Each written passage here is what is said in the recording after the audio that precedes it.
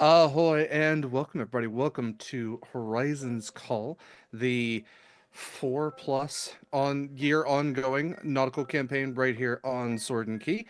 I am joined as always by these very lovely people, and my name is Derek Sword. You see him pronouns. I am your GM for this game. I am going to have these lovely people say more about themselves and their characters here, and then we're going to do a recap and jump into things. But before all of that, I do want to say a couple of things. First of all, this is a Sword and Key game. You can find all of Sword and Key's stuff at beacons.ai/Sword and Key. You can find all our links. You can join our Discord and be a member of our community and hang out. Please do. Be a cool friend and chat about your pets or stuff you cook or your physical fitness journey or games you play or, just find other people who play Pokemon Go or Marvel Rivals or whatever else. That's also where you can see applications first and foremost, and we will have one out in the relative near future for a game of Mothership, which will run on Sundays at 10 a.m. Pacific time. It will be run by the fantastic horror madame herself, Anik. So yeah, keep an eye out for that because Discord's always where we post stuff first, and our social media is always second. Also on beacons.ai/Sword and Key, you can find links to everything else that we do, but you can also find links to our affiliates. We have a number of fantastic affiliates. Number one in our hearts is going to be Long Dog Dice. The incredible Jen makes fantastic dice sets, and you're guaranteed to find something you love. And just in case you find something that's like something that you have a crush on, but you don't fully love just yet, message Jen. There is a form you can fill out to get your perfect set of dice. I am looking forward to mine arriving in the near future as well. We are also affiliates with Eldritch Foundry. No matter how weird and wild your TTRPG character might be, you can make a custom mini of them, and you can use our code for 10% off your first purchase. We also have a code for Long Dog Dice, I should say. And we are affiliates with Hit Point Press. That's right, that Hit Point Press, the makers of Humblewood and Islands of Sina Una, and the animated spell cards and Griffin's Saddlebag books. And I just did, right before we went live, an impromptu unboxing because I just got a box of stuff and I forgot what I ordered. So I just got For Want of a Nail, the Humblewood graphic novel. It's still in plastic wrap. I have not read it, but I've heard really good things about it. It looks fucking cute as hell. So check that out, and also the upside down original Griffin Saddlebag books, which I only had the PDF of, but now I have a book that I can put tabs in, and that makes my brain happy. And this one was sold out for a little while, so they just got a restock of them. So you can get your own copies of the Griffin Saddlebag books. It has incredible magic items, character options, setting options, lots of really cool stuff. And if you are going to purchase anything from Hit Point Press, please use our custom link to do so. Also, on the beacons are some of our links to some of our charitable organizations and to our Pallies. This game in particular uses Pally. Pally.gg is a tool that evenly distributes anything that you are generous and able enough to tip our cast and crew, all of whom are the same people you see here. So, if you've got a couple of extra bucks in your pocket, maybe that tax refund, and you like what we do here, send us a little bit of money. It's always very much appreciated. If you want to, if you can't, it's never an obligation. Please know that. If you do go through Twitch, it's greatly appreciated. That goes directly towards the channel, helps us to break even. We don't just yet. That's fine. We have a lot of licenses we pay for to make this more fun for everybody. But kind of that Twitch definitely takes its cut. Like when you do subscriptions, when you do bits, Twitch is getting theirs, right? So if you go through Pally barely takes any cut at all. And like I said, it evenly distributes, so it kind of does all that math for us. And if I could pay somebody to do math for me for the rest of my life, I would. But that feels indentured in a way, and that I don't like. So with that in mind, please check out pally.gg. You can actually type in Pally and Horizons Call, and it will literally find the link for you on Google. Um, all that said, one last thing. Stick around for the credits today. It's worth it. There's something really cool. Don't miss out. I'm looking at you. Oh, also, I completely forgot this. We're doing giveaways today, right, Ava? We have giveaways. Good. Okay. Yes, we hit 1,000 followers on Twitch. Thank you so much for everyone who has followed this channel. With 1,000 followers, we're going to be doing 3 giveaways today. We're going to be doing $50 giveaways, $50 gift cards to each of our affiliates. So that is Long Dog Dice, Eldritch Foundry, and Hit Point Press. So you can get a $50 gift card to one of them. We're going to do specific giveaways for each of them, and they're not going to be random. We're going to do.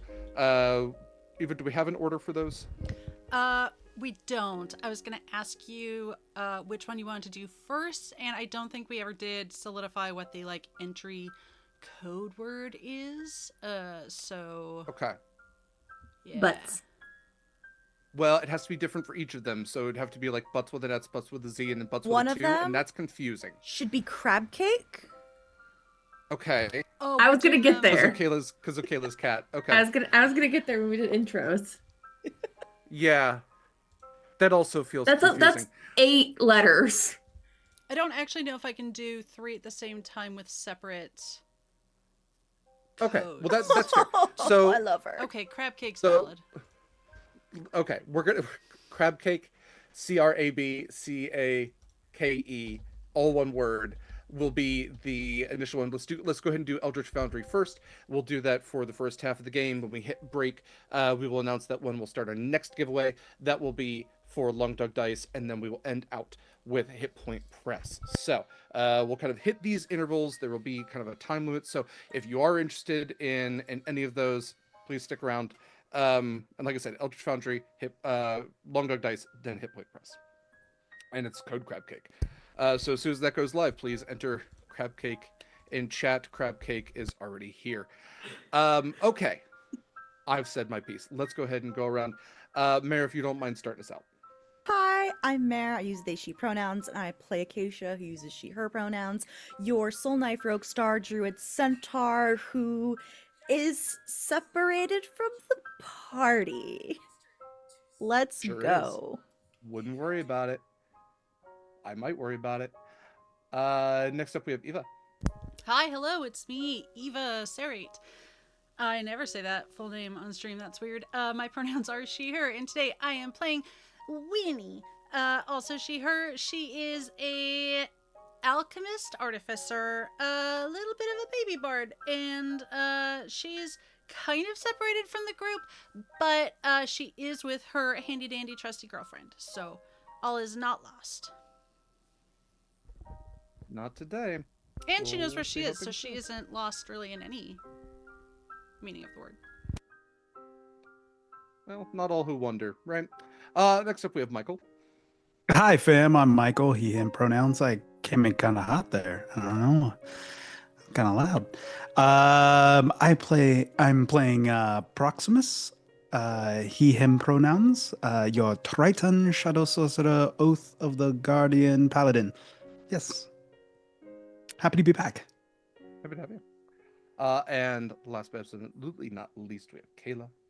and Hello, Becky. my name is Kaila. I use she, her pronouns. This is Crab Cake, the newest baby. Newest member of the Rising's Call team. Yeah, you will be seeing her in my background. She is a baby. I play Siren Storm Sorcerer Scarlett Shores, and this is my Soot Sprite. Fantastic. I'm just making sure that everyone else knows that we're doing a giveaway. And there we go.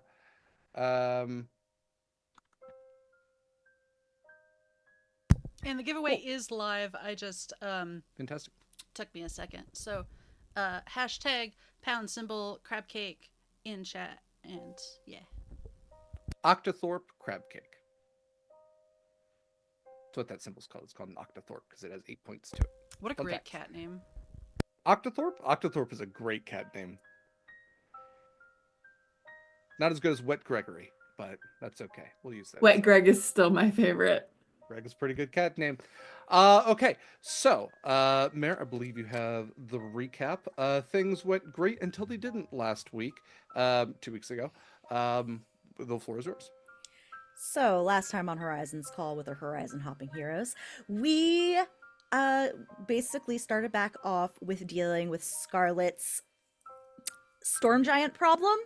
Turns out her crown was, well, cursed technically, though a storm giant wouldn't think it's cursed. It would probably think it's a blessing. And whoever wears it starts to turn into a storm giant. Hell yeah. So Scarlett ended up being taller than Acacia, and it sucked. She broke her window getting out of her house, and it was terrible. But we were able to uncurse it, and I don't know what's going on with it for now.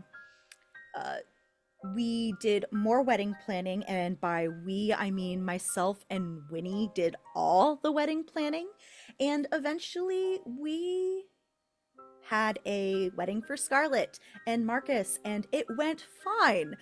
Nothing happened during the vows. It was when the reception occurred that the fucking Imperials appeared. And I don't remember her name. I just remember she's a bitch. She's just like, I have a perfect wedding gift for you. Join the Imperial Army. Join the Nerian Empire. And we're like, of course, no. So she's basically fucking off, and Proximus and I flied after secretly, myself as a owl and Proximus as a invisible fish boy as he is. And they went back to the ship and they left, but we saw a trail of gunpowder leading into the town to multiple places. I think it was the library, Father's Fine Finds, the inn, and one more. I can't remember where it was. We have to continue investigating that. And Acacia also saw another boat on another part of the island after doing an aerial sweep, and it turns out there are some kind of beasties roaming the island. It's not great. We're all kind of fighting everybody right now, along with Deside and Fia. They're totally fighting in the background. Don't worry about it that you don't see their players here. We're not dead yet. That's all I got. We're not dead yet. Anything important, really important that I missed? The person's name that you're referring to is Mercy, by the way. She's a bitch. She's just bitch. It's fine. Yeah, no, that's also apt. I think you hit the highlights there, Mayor. Anything else we will cover up in stories. So, fantastic. Thank you so much. With that in mind, let me jump to our chat here because I believe we should be in turn order at this point. I believe last time I did describe that we had, for those of you that are in the town square, you have, I think, one turn before I'm gonna also double check the notes that Mara was looking at. So yes, there are 3 of these monsters. Initiative is posted. Rollin has been aware by shell phone message.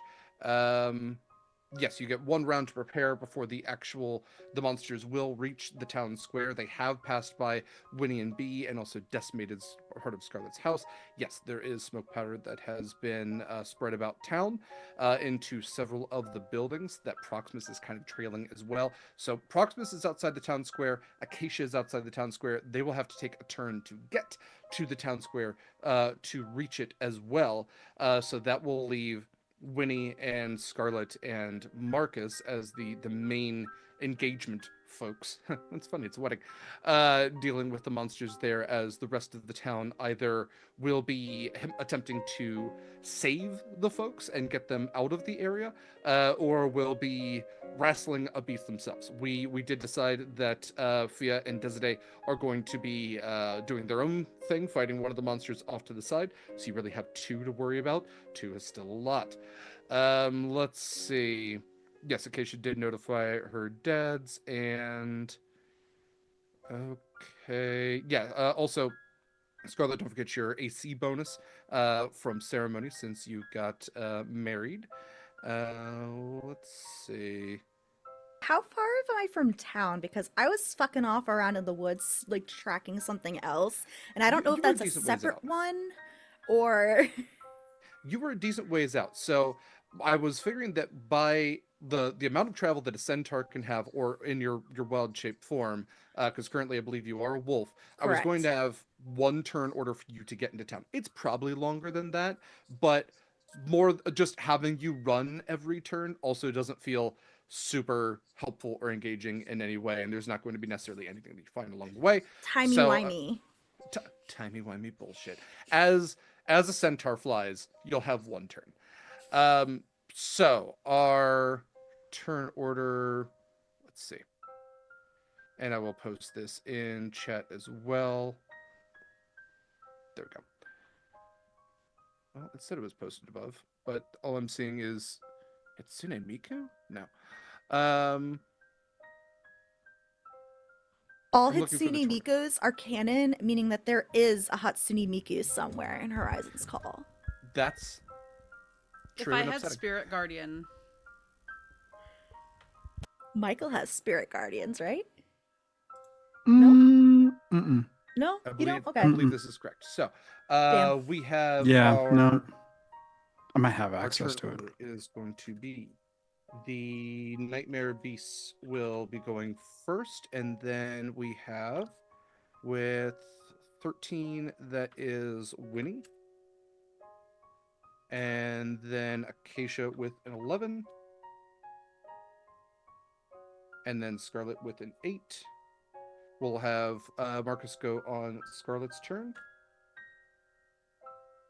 and then we have Proximus bringing up the rear as we establish he's a bottom with a 6. There we go. I only do that because I know Michael thinks it's funny. One Okay. hundo. Yeah. Those kind of jokes are only funny with consent. Okay. Fantastic. Let's go ahead and spice up things a little bit here. So, music. Bear with me. Okay. I was playing with music literally right before, and so everything is a little screwy, but that's okay. We've got it. We've got it. We got it good. Okay. There we go. There we go. And right. Perfect. Okay. So, Winnie, as you are near Scarlett's house, kind of out in the boonies a little bit, you watch as these two massive, discolored, purplish beasts, spikes along their backs, elongated forelimbs. I was watching something about the D-Rex that's going to be in the new Jurassic Park movie, and I very much am seeing like some comparisons between this. This is like if you combined a hairless chimp with a bulldog with like a stegosaurus and then gave it like the underbite of like a T-Rex bulldog. These things have this salivating nasty teeth, this eye shine that like glints off of any light that's in the area, and you can see them kind of just gazing about as even as they're running by you, just absolutely barreling towards the town square. You can see that their nostrils are flaring as they're trying to take in every type of sensory information they can, and they seem hell-bent on the town square. You and B are invisible, at least for the moment, and you can see that they have, again, absolutely decimated Scarlett's house. Turn down music just a little bit. So that's their turn. Their turn is to continue running to the town square. Meanwhile, in the town square, panic has erupted as the message has kind of gotten out that people need to flee. The Empire had just shown up. Mercy has just made a threat, and now people can feel the ground thudding beneath them as these huge beasts are getting closer and closer. This galloping feel, this crescendoing, well, I should say increasing tempo of footsteps just thundering towards them. Connery has taken to yelling for folks to move in one direction or another. Acacia's dad's also trying to get people towards any semblance of safety that they can think of. They aren't fully aware of. Well, I should ask. Did we communicate about the smoke powder yet? Okay. Yes. Then with that in mind, I think there is a lot of chaos because typically people would move into buildings. They really have nowhere to go. They don't know the shoreline is clear because that's just where the Imperials went. There's a lot of franticness as to where they are going to go. Connor is trying to move them out of the town and further around the shore, less so going in any direct cardinal direction, but more trying to loop around. But it's a lot of people, a lot of whom have been partying and drinking, and there's old folks, there's kids, there's a lot of people just not following directions very well in this turmoil. With that in mind, Winnie, you are looking about. There's just people moving everywhere. Little Jeffrey has like zoomed up over the crowd and has come over to you. And what would you like to do? You've got a turn here. Okay, so I am in town. I'm sorry, you were not. I'm so sorry. I saw your name next. So you're still invisible outside of town. Yes. You can see the light of town from afar. You and B are there. Yes. Okay. would you I like was to do? like, wait a minute. I'm sorry. I myself got a little mixed up there. A lot of moving parts. Yes. Okay. Winnie is going to, grab something off of her, decorative wedding attire bandolier, because she just had a little illusion to make herself look not armored. And I don't know what math is, but Winnie is going to chuck this little stone in front of the nightmare beasts. It's a range of 90 feet, so I want to get it just in front of them. Let me check to see what kind of difficulty that's going to be. Okay, you should be able to throw it within, yes, Yeah. in their path. This was what I wanted to queue up, but we were ending last time. Like, as Okay. they ran past us while we were invisible, like, I wouldn't wait until they were 90 feet away, just until they're past us, so. And I want to summon forth, name TBD, I guess, my stone construct spirit to try and slow them down before they get to town. And Okay. That is a stone golem? more or less, Or stone guardian. it's called a construct spirit. Okay. Do you have a stat block for it? I do. Do you want it? I would love it. Okay. This is going to be all of it, so I am so sorry. That's fine. Some of it more relevant than others. Please format not terribly. Okay. Remind me what this is from. It's one of my artificer Pretty cool. spells, 4th level spells. Okay. All right. So this is. You said it's stone, right? Yes, I am specifically, unless there is something about these beasts that gives me an indication that they are like pro stone.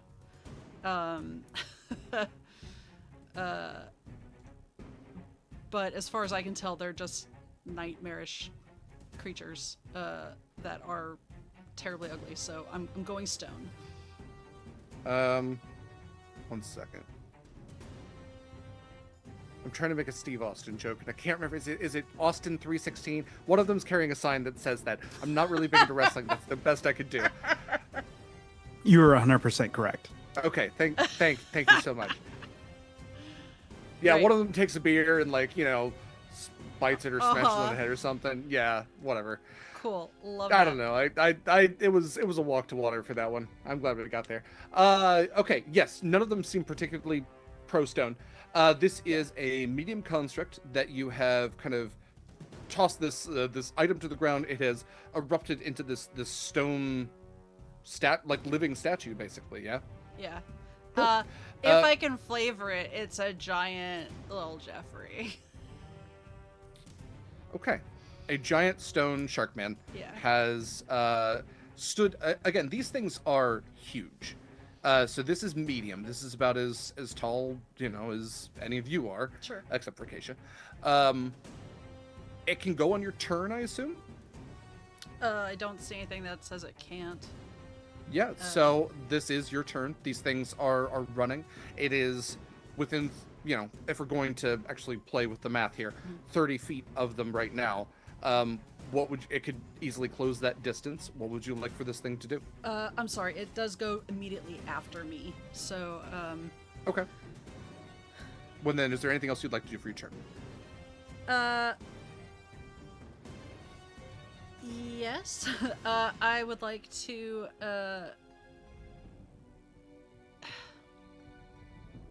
No, I guess I was gonna teleport away a little bit, but I assume I'm not their most interesting target at the moment. So, no. Well, you're not a target at all. You're still invisible, as far as I can tell. Unless that invisibly dropped when you threw the thing. I mean, I guess that wasn't really technically an attack. So, okay. So, when a creature that the construct can see starts its turn within 10 feet of the construct, it can force it to make a wisdom saving throw against your spell save DC. If it fails, can't use reactions, speed is halved. For its action, it would like to slam its stony fists into the closest We're just calling them nightmare beasts, right? But that is the stat block. It's a little modified. I've made them a little stronger and I've changed a couple of things about them, but that is the base stat block that I'm using is the nightmare beast. Okay, I don't want to call anyone out specifically, but I am going to use my new dice from Long Dog Dice that you can't probably really see. They're gorgeous. They're very pretty. Yeah. This is a Spelljammer creature, by the way. Great. Monstrous Compendium Volume 1 for the Spelljammer creatures. Okay. Melee spell attack modifier. I know what these things are. +5. Well, that's a dirty 20? No, dirty 21. That will hit. Oh, thank God. Okay. Yes, Portent Dice. And that's a 5. 9 spells level. 13 bludgeoning damage. Okay. All right. And then if I have multi-attack, can I do that twice? Or is that special? Are Attack. you attacking or is the construct attacking? The construct's attacking. Does the construct construct have has multi-attack? Yes. Yes, then yes. Okay. In which case I would like to do it again. Same creature. That is Yep. a 16. 16 does not hit. Okay. That's fair. Little Jeffrey would like to pew pew with his little Jeffrey guns. I don't There's actually. little arm cannons, yeah. His little arm cannons. Which is 18 plus, I think that's 22. 22 hit. And 5 force damage. Okay. 5. And that'll be the same one that the construct attacked. Right.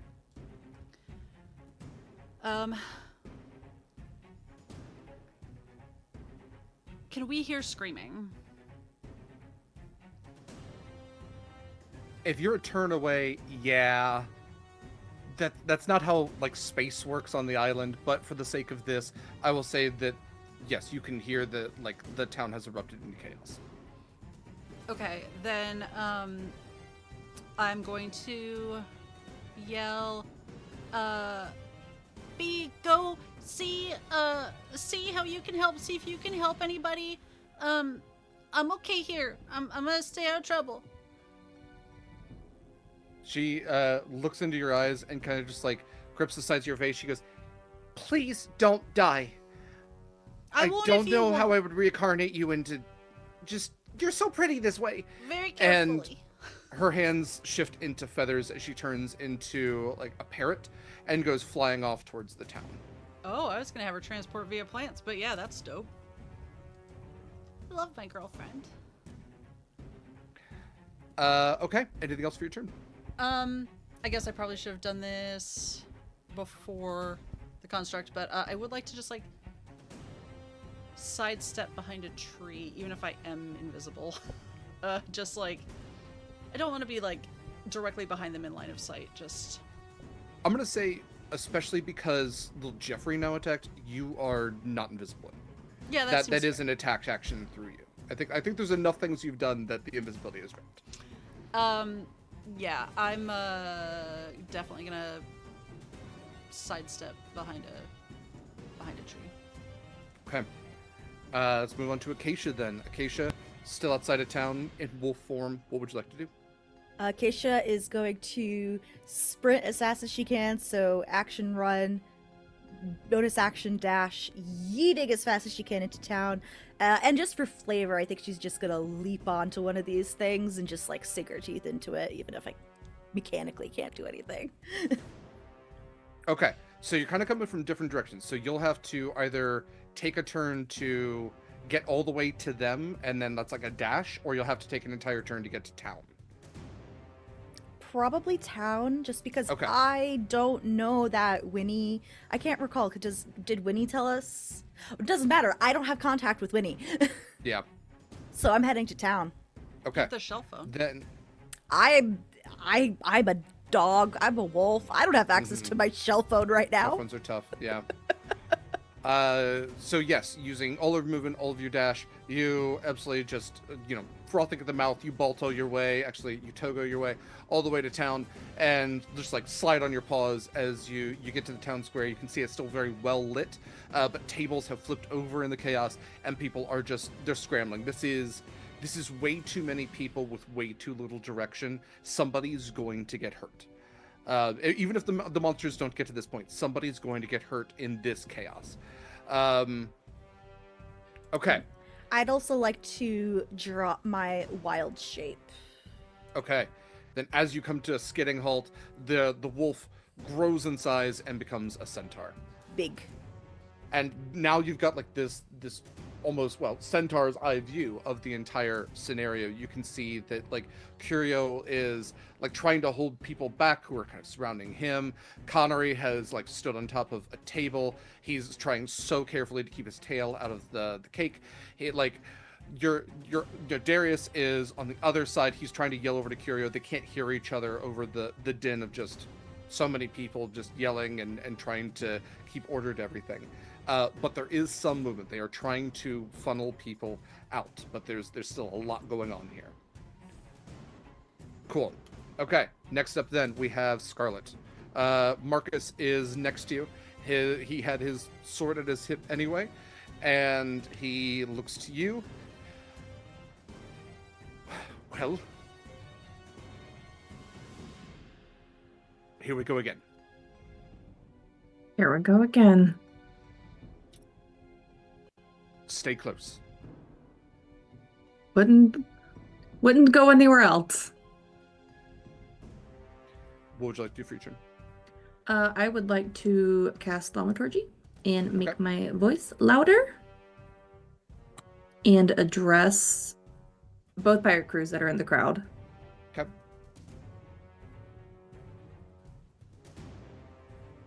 If I can words. Wow, my brain just lagged out. I'm so sorry. It's been a long week. I'm sorry. Yeah, it's almost like there's a lot going on here. Oh yeah, Starluck's crew is also here. So literally all three crews. Just pirate crews. Man your stations. Get people to safety. As you have this lecture, all these eyes turn to you, and all of a sudden, so much more order kind of takes hold as you have all these people who are so used, sailors who are used to taking order. It takes unity to run a ship, and as you kind of shout out and you take this helm, this captain's helm once again, they all suddenly see themselves as one big ship and start guiding those who aren't so used to working as one. And this, Connery kind of looks over to you and he goes, "Oh, that's the easy way out. Oh, you can talk pretty loud." And he just jumps off the table. He's carrying a sword. He's just trying to usher people along. All right, and he takes like an old lady's arm, and we're moving, Pick her up, Connery. He puts her on his back.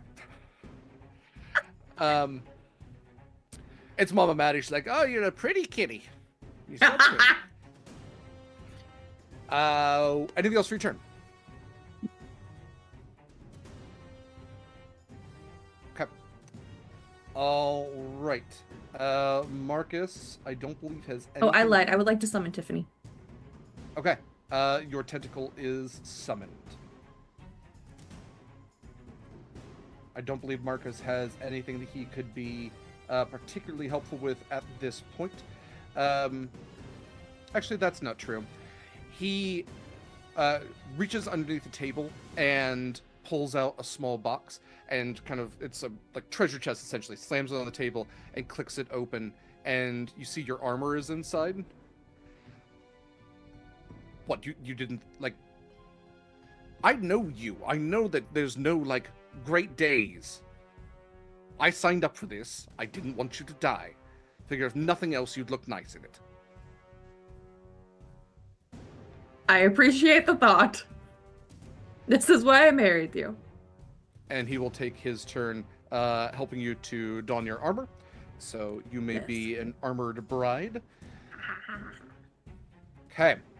With that, let's go to Proximus. Proximus, you are just outside of town, trailing the lines of smoke powder. What would you like to do? B- so they all converge in one area, right? They do. There's one kind of convergence point nearest to the beach, that's kind of like hidden almost within the sand itself, and then they all spread out into those four different directions. Okay, so I'm going to I'm am I close to that? Because I'm in the air. I'm gonna drop. Yeah, absolutely. Yeah. I'm gonna drop invisibility. Gosh, couldn't think. I'm going to bonus action aura of infinite seas, and you see an incorporeal rib cage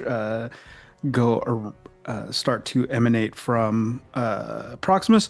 He's gonna land right in that convergence area and cast gust of wind at the convergence, trying to blow all of that. Yeah.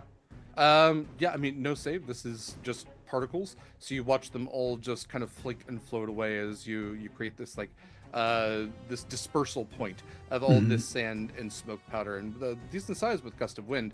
So you're able to kind of separate that connection point. So you still have the individual lines connecting to each of them. You do know that Right. there are like explosives in each of these places, but no one would be able to ignite them singularly. They From a would have central to- point. Correct. Awesome. All right. And that's it. That's what I got. Fantastic. All right. Then we are back to top of the order then. Let's see. Okay. So this is the Nightmare Beast's turn.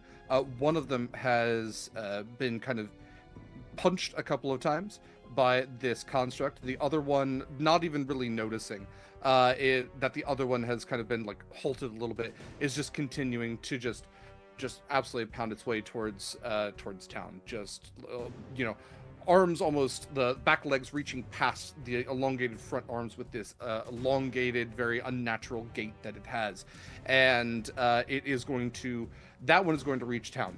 Before that, the other one, having been stopped by this partial living wall, is going to engage with it. So it is going to take a couple of attacks.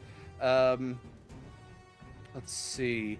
This is a construct. It doesn't count as an object or structure, so I'm not going to count any siege monster stuff to it, although that would be fun to do. It is going to make 2 claw attacks and 1 tusk attack at it. And cool. And there goes my die. Let's try another one. I don't like that Right it up. has tusks. Like, I've seen the hideous picture, but also, like... The die going away was either a really good thing or a really bad thing. Yeah, we'll find out later. Okay, so that was an 18 on the first die for a claw attack. I have a plus 13 to hit. It's a 15 for the second, and a 13 for the third. So I believe that's pretty close. That's 26 at least for all of them. So I believe that will hit. What is the AC? Because it says 13 plus the level of the spell. What level spell Which is did you? 4, so 17. Okay, so the AC 17. Okay. I was like, so they don't all hit. Most of them hit, I think. Well, it's a plus 13 to hit. Oh, That was just the fudge. die. I'm so, So- sorry. Yes. So yes, that was a 26 at least for almost all of them. Yeah, no, that hits. Target's creature. Okay. I need a 2 DC 21 strength saving throws, and then I'm going to do some damage here real quick. 2 strength saving. Okay. 2 strength saving throws.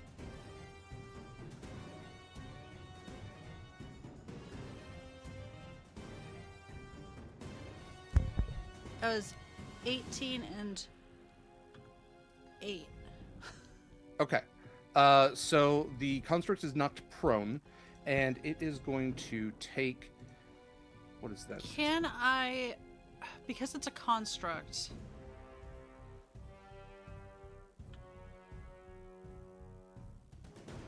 okay, it succeeded, so I don't think it matters on what the creature is. Can I, as a reaction, use silvery barbs and make it re-roll one of those attacks. Sure. That was a 10 plus 13, so it's still 23 to hit. Yeah. Look, it was worth a shot. Okay. So still knocked prone, and the construct is going to take 45 points of slashing damage. Okay, is your construct still standing? It is. Winnie feels bad, but it is. Oh wait. Above fourth. No, it crumbles. Okay, great. Then, as it crumbles beneath the claws and tusks of this beast, you're going to watch this creature, and it's dark out. There's the silhouette of this thing from the light, kind of the town in front of it, as you're looking kind of around the tree from behind. You're going to watch as it almost begins to departicleize. It begins to shift, almost like its pieces of it are fractalizing, like broken glass, and you will watch it shift out of time and space with a pop. And everyone else in the town square, you will basically be witness as Connery is getting the last few people kind of out of the town. Bursting from behind a building, through the building itself, is a nightmare beast. It slams through the stone and the woodwork, crumbling part of the tavern that was behind you, slamming into the stonework of the ground beneath your feet with this massive thrum, and it lets out this horrifying roar. As it does, from the other side of the town square, you watch as the air begins to almost sizzle in a way. You see these little like sparks and crackles as space distorts, as this huge creature materializes, refractalizing into being, having teleported all the way here. A very unnatural form of teleportation, but a successful one all the same. So everyone left in the town square is now essentially flanked. The exit towards the beast, towards the beach, has this beast in the way, and then the building that once was kind of a framework, a setting to this town square. This town is now no longer a rhombus. It is no longer a quadrilateral. It was missing one of its sides, as that building has taken a decent amount of damage to it and is partially standing now. So, with that in mind, that is their movement, and so they're going to take some attacks now. Okay, so the one of them already used its attack and its bonus action, which was the teleport. The other one is going to take its attacks on probably Scarlett and Marcus, since they would be closest to it. So I am going to do 2 claw attacks to Scarlett, 1 tusk attack to Marcus. And so the first one there is actually only a 16. I don't think that hits Scarlett. No, AC is 21 right now. And that's a 1 on the second one. Marcus is an 18. And actually, I'm not sure if that necessarily hits Sweet Boy Marcus right now. No, he has a 16. It meets or beats. So he has an 18 right now. So the tusk attack will hit Marcus. And so he is going to take 2d8 plus 8. So, Scarlett, you were able to, with your armor, dodge or deflect those claw attacks to you, but as those swipes, almost very Rancor-like is kind of how I see this creature. These massive swipes kind of come down to you, and then the head kind of twists with this tusk, seeming trying to gore Marcus. And so he is going to take 15 points of slashing damage. And that is it for this thing's turn, and the turns of these 2 creatures here. So, next up, we will go to Winnie.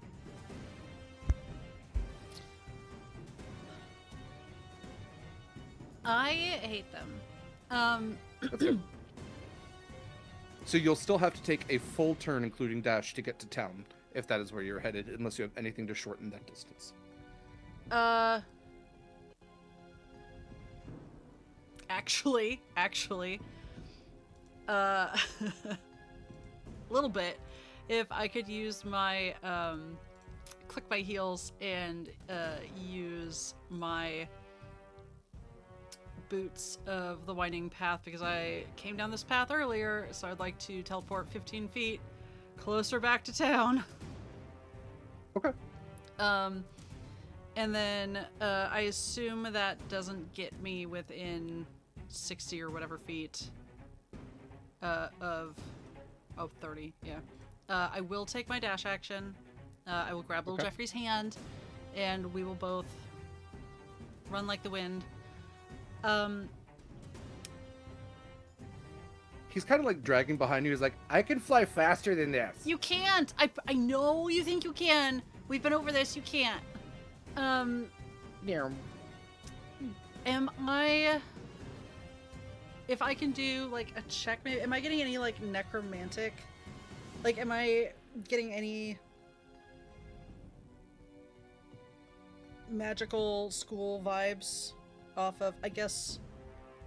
My goggles could have told me. You could use your goggles. Or you could do an Arcana check with a really high DC. I will use my goggles. That seems ridiculous. That's fair. Okay. Okay, so popping your goggles on. You've moved enough, I would say, that you can see these things. So popping your goggles on, you can see, looking at the town square, you can see that some of the light is magical. You can see the magic coming off of Scarlett's armor, off of Marcus's armor, off of his weapon. In the distance, you can see Acacia. These things are giving off like a little bit of ambient magic. They're not... It's not natural magic. There's no school of magic put into these things. If anything, the magic's kind of swirling, almost like miasmic in a sort of way. It's unpleasant to look at. It's like chartreuse. It's the chartreuse of magic. It's Winnie's favorite color. Is it? Okay. It would look terrible on her. With that information, could I do a check? And I'm specifically looking for like necromancy vibes. Like I don't think there's anything. The school of necromancy, very clear to tell. There's nothing necromantic about them. Okay. They're not vampires. They don't romance necks. Next on Monster Crush. Okay. In which case, little Jeffrey can't attack, so yeah, we're good for this round. Okay, that's it for your turn. Cool. Next up then, Acacia, you are in the town square. You've skidded to a halt, and appearing from behind you with this still kind of brimstone-like smell. It's very chemical. I don't think that like chemical cleaners really exist in fantasy worlds, but it almost has like a mixture of brimstone and ammonia to it as this creature pops into existence behind you, and like even with the size of you, it's kind of looming over you, just like heavy breathing, this very like steaming, even in what is a warmer climate. This thing is pretty damn horrifying to look at. Great. Question. So you said there's both of them are in the town square right now? Both of them are in the town square. They're pretty far apart. I'm going to say the town square is 120 feet square. So you're at one end, Scarlett and Marcus are at the other. These things are just about 120 feet apart from one another. Cool. And one is just exploded from the inn, and where's the other one? The other one's right behind you. Cool. I love that. And how big are they again? What size category? They are huge category. So just slightly bigger than me. The town square has been cobbled, right? Yeah, I imagine the town square has cobbled stone streets. The one that's right near me, is it within striking distance, or am I a little far away? If I would say it's within 10 feet of you, is how I'll judge that. Cool. I'm gonna back up. I'm just gonna shimmy back like a little bit. I'm gonna raise my staff, and I am going to cast Transmute Rock right underneath it. Okay. You choose an area of stone or mud that you can see that fits within a 40-foot cube and was within range, and choose one of the following effects. I'm going to transmute rock to mud. Non-magical rock of any sort in the area becomes an equal volume of thick flowing mud that remains for the spell's duration. The ground in the spell's area becomes muddy enough that creatures can sink into it. Each foot that a creature moves through the mud costs 4 feet of movement, so I'm putting it directly in the center underneath it. You As got long it. as I don't catch any other, civilians. So 4 you feet said of it's movement. 4 feet for every foot so it'll quarter their movement? It's quartered. Their movement is Yeah. quartered. Okay. Of movement, and any creatures on the ground when you cast a spell must make a strength saving throw, DC 17. A creature must also make the saving throw when it moves into the area for the first time on a turn or ends its turn. On a failed save, a creature sinks into the mud and is restrained, though it can use an action to end the restrained condition by pulling itself free of the mud, if it can get to the edge, obviously. Mm-hmm. Okay. That's what I got. Great. Okay. So you watch as the ground beneath it just almost near liquefies into mud, and this very heavy creature just jolts as it begins to sink in, bubbling up from beneath, almost like a tar pit with a mammoth. This thing begins to sink deeper and deeper into this thing, letting out a roar and trying to pull its limbs out from what is basically quicksand, the suction Yeah. of the mud beneath it, and struggling to Yay. do so, even with the musculature, the strength of these things. Awesome.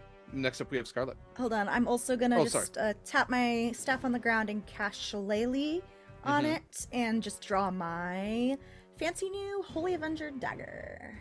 Fantastic. All right. Cool. Scarlett, the floor is yours. How close is the one that was just attacking us? It is within 15 feet of you. This thing has a 15-foot reach, so I will say that it is at the far end of that, so it's 15 feet. Cool. I would like to cast Banishment. Okay. It's a charisma save. Charisma 18. save. This thing has a +2 charisma.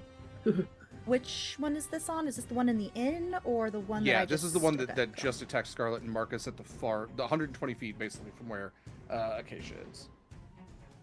Yes, they only got a... Oh, it does have legendary resist. 2 legendary resistances, so I'm going to use one of the legendary resistances. Okay. That's only a 15, though. Or no, I'm sorry. It can choose to succeed instead. It's not an advantage. So it chooses to succeed on the banishment. If the beast fails a saving throw, it can choose to succeed instead. It chooses to... It does not choose to be banished. Well, then it's gonna get smacked with the tentacle. Okay. That's my bonus action. Shit, where's my... God dang it. Tiffany, where are you? I don't have my dice out. I'm sorry. You're good.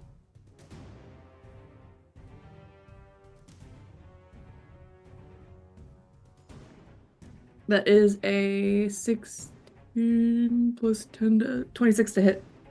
26 will absolutely hit. Woo! Hello, Raiders. I hope that your game over on Valdrin's channel was a good one. I stopped in for a little bit, looked like a lot of fun. We currently have a giveaway going for a $50 gift card to Eldritch Foundry. We will have 2 other giveaways for $50 gift cards to Long Dog Dice, as well as Hit Point Press coming up relatively soon as well. So to enter that, just put in hashtag or #, or Octothorpe, however you want to call it, Crab Cake, CRABCAKE. It's the name of Kayla's new kitten. It's very cute. So you can enter to win a $50 gift card right now to Eldritch Foundry. But again, ones later for Hit Point Press and Long Dog Dice. That is 7 points of cold damage. 7 pennies. And its speed is reduced by 10 feet until the start of my next turn. Dope. All right. Beautiful. Cool. What would you like Marcus to do? He can't Better than me. Oh no, he can't. Okay, so let's see here. He is a swashbuckler. He's got a little bit of fighter in him too, so he's got second wind, he's got action surge. He has his fancy footwork. Let's see, during turn. So if he does make a melee attack against the creature cannot make opportunity attacks against him. He does have uncanny dodge, so he can use his reaction. He probably could have the damage last time. Actually, I am going to have the damage from last time because he did see that coming. Okay, he also has evasion. He has panache. So On a success, a hostile creature has disadvantage on attack rolls against targets and can make opportunity attacks against targets other than you for 1 minute, or until one of your allies engages or gets more than 60 feet. He is going to use Panache, and he is going to stand in front of you and put his arm behind him, very swashbuckler, his blade in front of him, and he'll look back at you and just give you a wink. This has never ended well, right? No, honestly, for being completely honest. No. There's always first time for everything, and he is going to take his attacks on this thing. So he does get his Vicious Scimitar attack, which has a +7 to it. That is a 15 on the dice. That is a 22. So he is going to do his, I believe he actually gets his sneak attack then, because he, as a swashbuckler, he just automatically gets that. So... see, those are bonus actions. I'm going to have him do a different bonus action. So he is going to do 66 plus 5.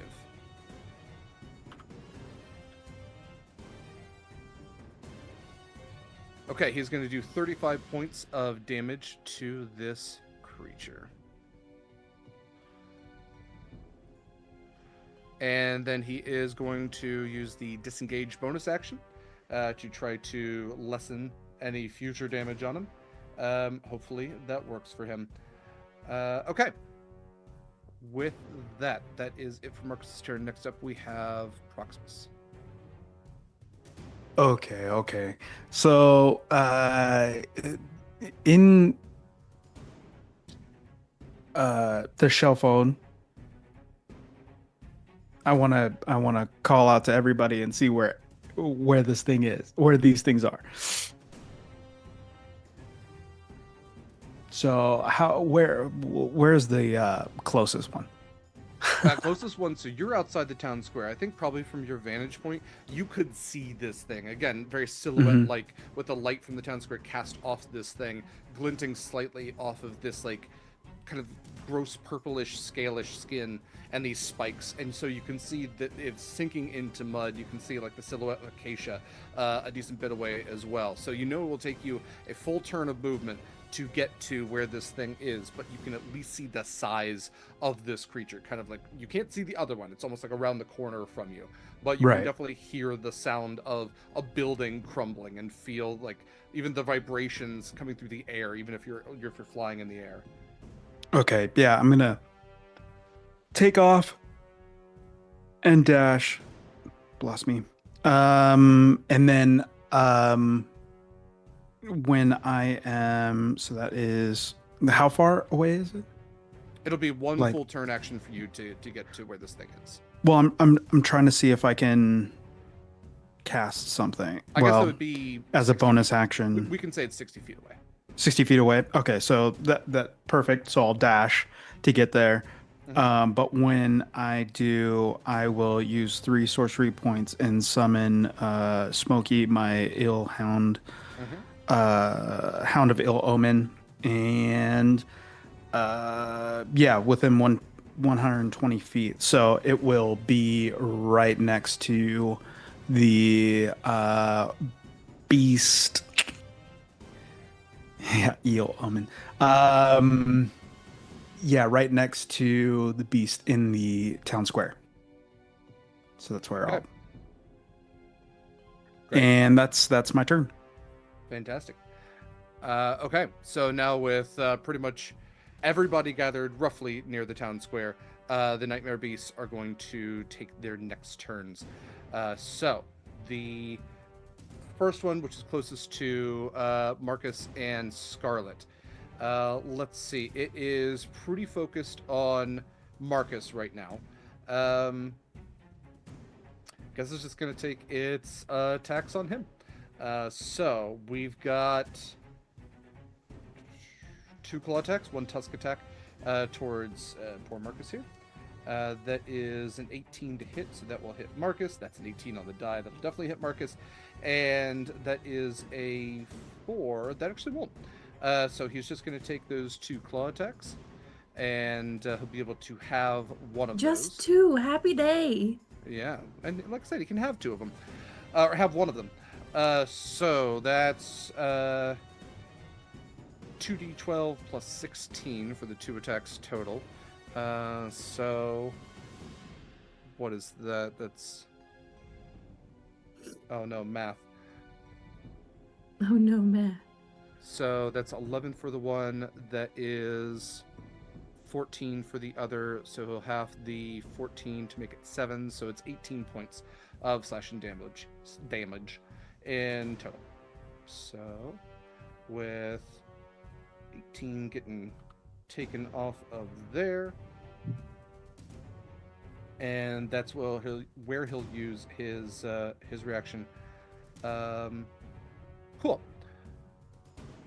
All right, the other one, sinking into the mud and kind of staring down at Acacia. Acacia, again, these eyes are they seem to have eye shine, but even in like the light of where you are here, this very like soft celebratory jubilant light, these eyes are glowing, they're blazing, and they're kind of like, it's hard to look away from them, and they're staring into you, and you realize that they're starting to emanate light as this thing shoots laser eyes at you. Fuck!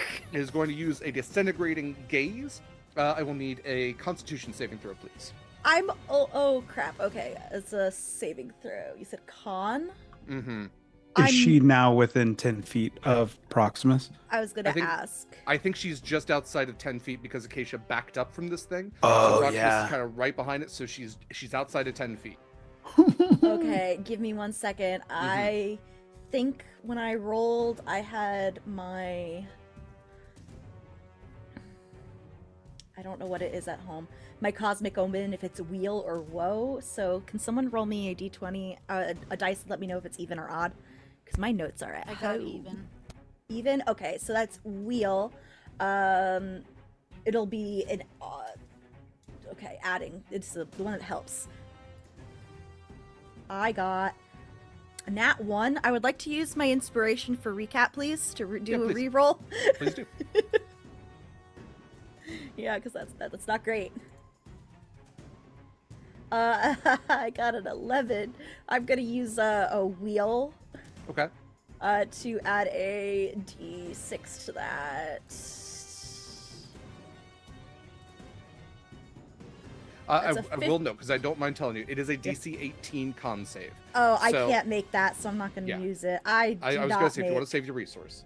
Nope, I just don't make that. Okay. So you're going to take 10d6 plus 40 force damage. It's kind of... I don't mean to smile. I never get to do this much damage. It's great playing monsters. You are going to Fuck. take 79 points of force damage. Oh my god! 39 with the die plus 40. Acacia's looks really bad. But not knocked to 0, though, right? I'm not 0, but I look Good. really Then you're bad. not a pile of ash. Good to know. Cool. I have 13 hit points, baby. It's a disintegration gaze. I It know. disintegrates. I know. Yeah, no, I'm looking at Kayla's face. Oh, this is fun. Everybody having fun? Great. Next My up. wedding outfit is ruined. Yeah, it's pretty messed up. And then on top of that, because that's its action, Acacia, you were going to see the mud kind of sizzling beneath this thing, and again, it is going to start to fractalize and kind of pop and sizzle the air around it. And it is going to teleport itself out of the mud and closer to like directly town square center. It is going to be essentially the 60 feet between the 120 side and the other 120 side. So it will be dead center now. That is it for their turns. Okay, next up, Winnie.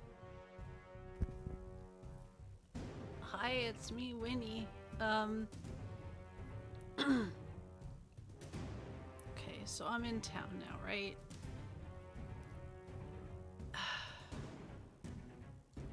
I don't want to do this. Am I within, or can I be within 30 feet of the one that got hit before? Or whichever one's the most injured. Within 10 feet, You could get close to the one 30. that Within 30. I don't need to be within 10. within 30. To be clear. Within 30, you can get within that of the one that's closest to Scarlett and Marcus. Within 30, I don't think you're going to be able to quite reach the one that's in Town Square. Which is the one going after Acacia? Well, it's the one that just blasted Acacia with the disintegration gaze, but now is kind of just like directly Town Square center. It doesn't seem necessarily focused on any individual. Acacia was just what was in front of it, and this thing seems to have very short attention span. Oh, good. Only through panache has Marcus kept its attention for as long as he has. When he identifies with this creature. Okay. Alright.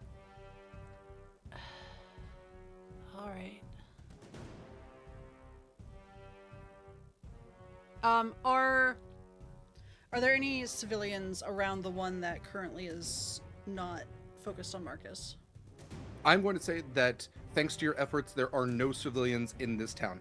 A third one that you do not have to engage with has gone after the townsfolk. However, Connery, all of your crews, as well as Fia and Desiree, are engaging with that one. Perfect. That is what is happening with the third one right now. So you can see them fighting for their lives and kind of trying to protect the townsfolk. They can handle it. That's But yeah, they're taking some hits. okay. Do I have B or do they have B? They have B. Okay. All their NPCs except for Marcus are dealing with this thing. Okay. You all are very high level. That's fine. You get Marcus. That's it. Fine. Could I have a con saving throw from con 18 from the one in front of Marcus, the one that's closer to me? I'm going to use its. What's the DC? 18. Oh, you said 18. Okay, and it only has a con of. Well, it's kind of +5, but it still rolled a 4, so I'm going to use its second legendary resistance to succeed. Okay. That is all it has. It is no longer has any legendary resistances. Okay. Oh, but that still uses my spell slot, right? Yeah. Ignore that roll. Ignore it. I'm gonna free action flip it off. And I will give Bardic Inspiration to Acacia if she's within 60 feet of me, which I think she is. If not, I'll use my movement to get a little closer, like scoot around the Acacia edge. is more than 60 feet away. Because the town square monster is almost 60 feet away from you right now. Okay. So Acacia is almost 100 feet away at this point. Okay, so if I use my movement, still too far That away? would be 70 feet. Okay, so just kidding. Sorry, Acacia.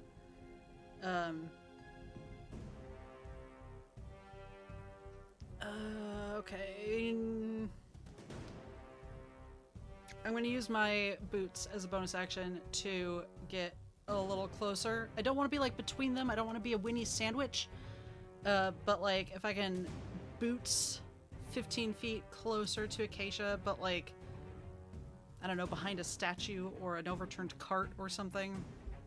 Not necessarily mechanically under, like, behind cover, because I know that's its own thing, but like, just not in between the two of them. Okay, yeah. No, you can absolutely find a flipped over table or a cart of cabbages or something along those lines. Not Yeah. the cabbages. Okay. Not be a direct target. And little Jeffrey will attack the one that's Okay. closest, the Marcus one. 4. Does that do anything? A 4 to hit? Yeah, no. Can't imagine it would. No. He's just hanging his head in shame. He just sees a bird. Pew.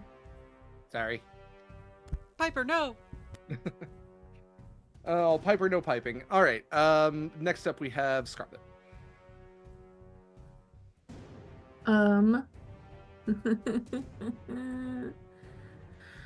I would like to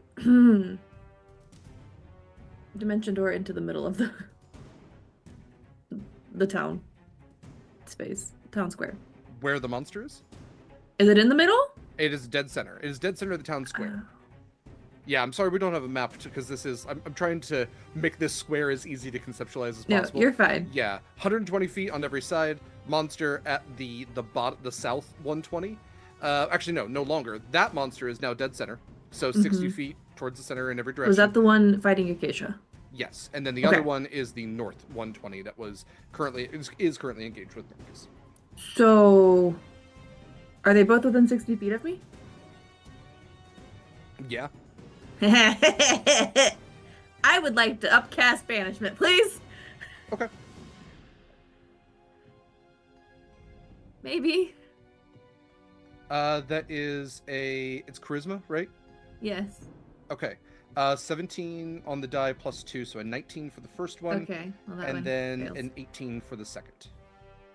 Well, that one meets. Okay.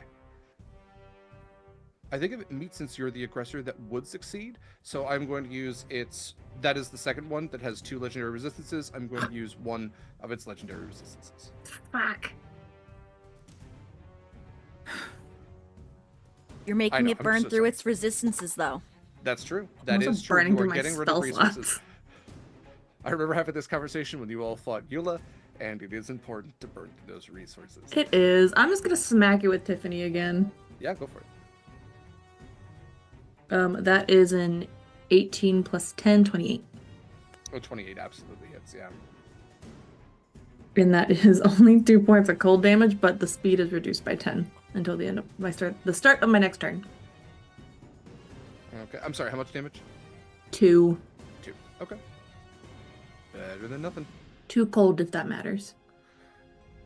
This thing weirdly does not have any resistances or Of course immunities it or anything like doesn't. that. No, it's just heavy hitter. It's just Uh, ugly. It is just ugly.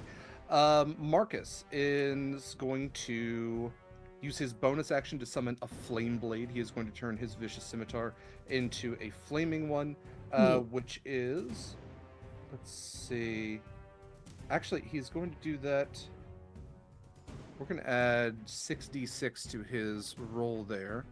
Nice. And since so that's going to be 16d6 with sneak attack. So he's going to do 52 points of damage to this creature.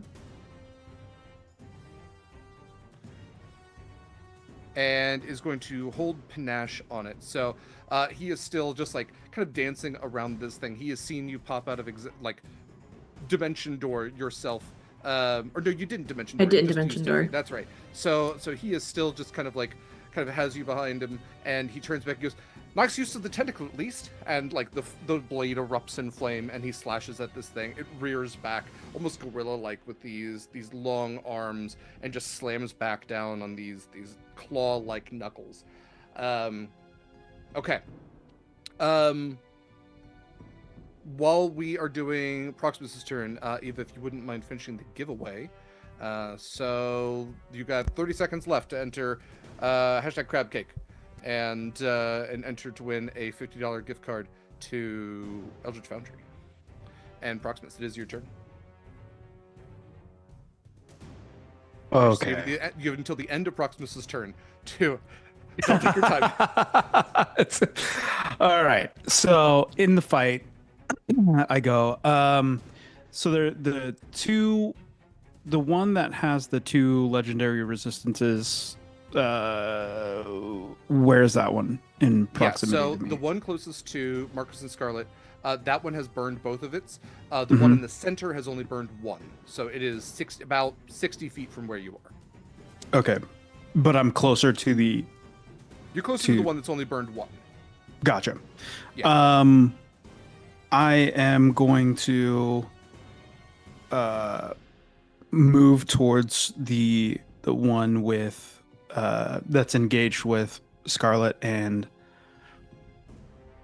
where's everybody else at? How far is Acacia from me? So if we're thinking of a square here, you're at the bottom. You're at the bottom 120. Just got in. Right. Just got in. Acacia is about 20 feet ahead of you. Okay. 60 feet ahead of you is, we'll call it Monster A. 120 feet ahead of you is Scarlet, Marcus, Monster B, and Winnie. Got it. Got it. Okay. So I am going to how close is Acacia to the first beast that's closest to me? Acacia would be 40 feet away from Monster A. Okay. Perfect. Perfect. Perfect. So Smokey is going to take a bite out of crime on the first beast that's closest towards me.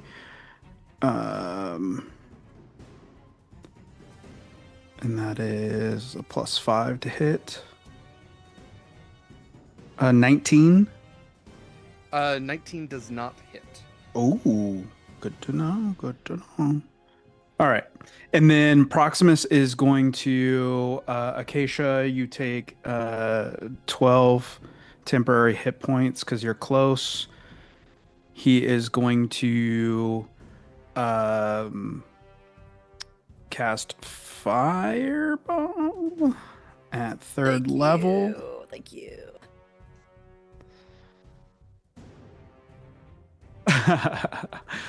I just saw chat and I laughed. So he's gonna quicken a spell, Fireball. Use 2 sorcery points. That's a DC 18 at disadvantage with Smokey being there. Okay. Burn that last one. Burn it. DC 18 Burn it. Dex. Yeah, dexterity saving throw. Yeah, +0 to Dex. That is only a 10 on the die, so yes, I will go ahead and burn the second Burn it. legendary resistance. Do No it. legendary resistances left on the table. Good. All right, that was the point. All right. I'll burn a slot for that. And then he is going to close the distance between he and the beast and take 2 swipes with the glaive.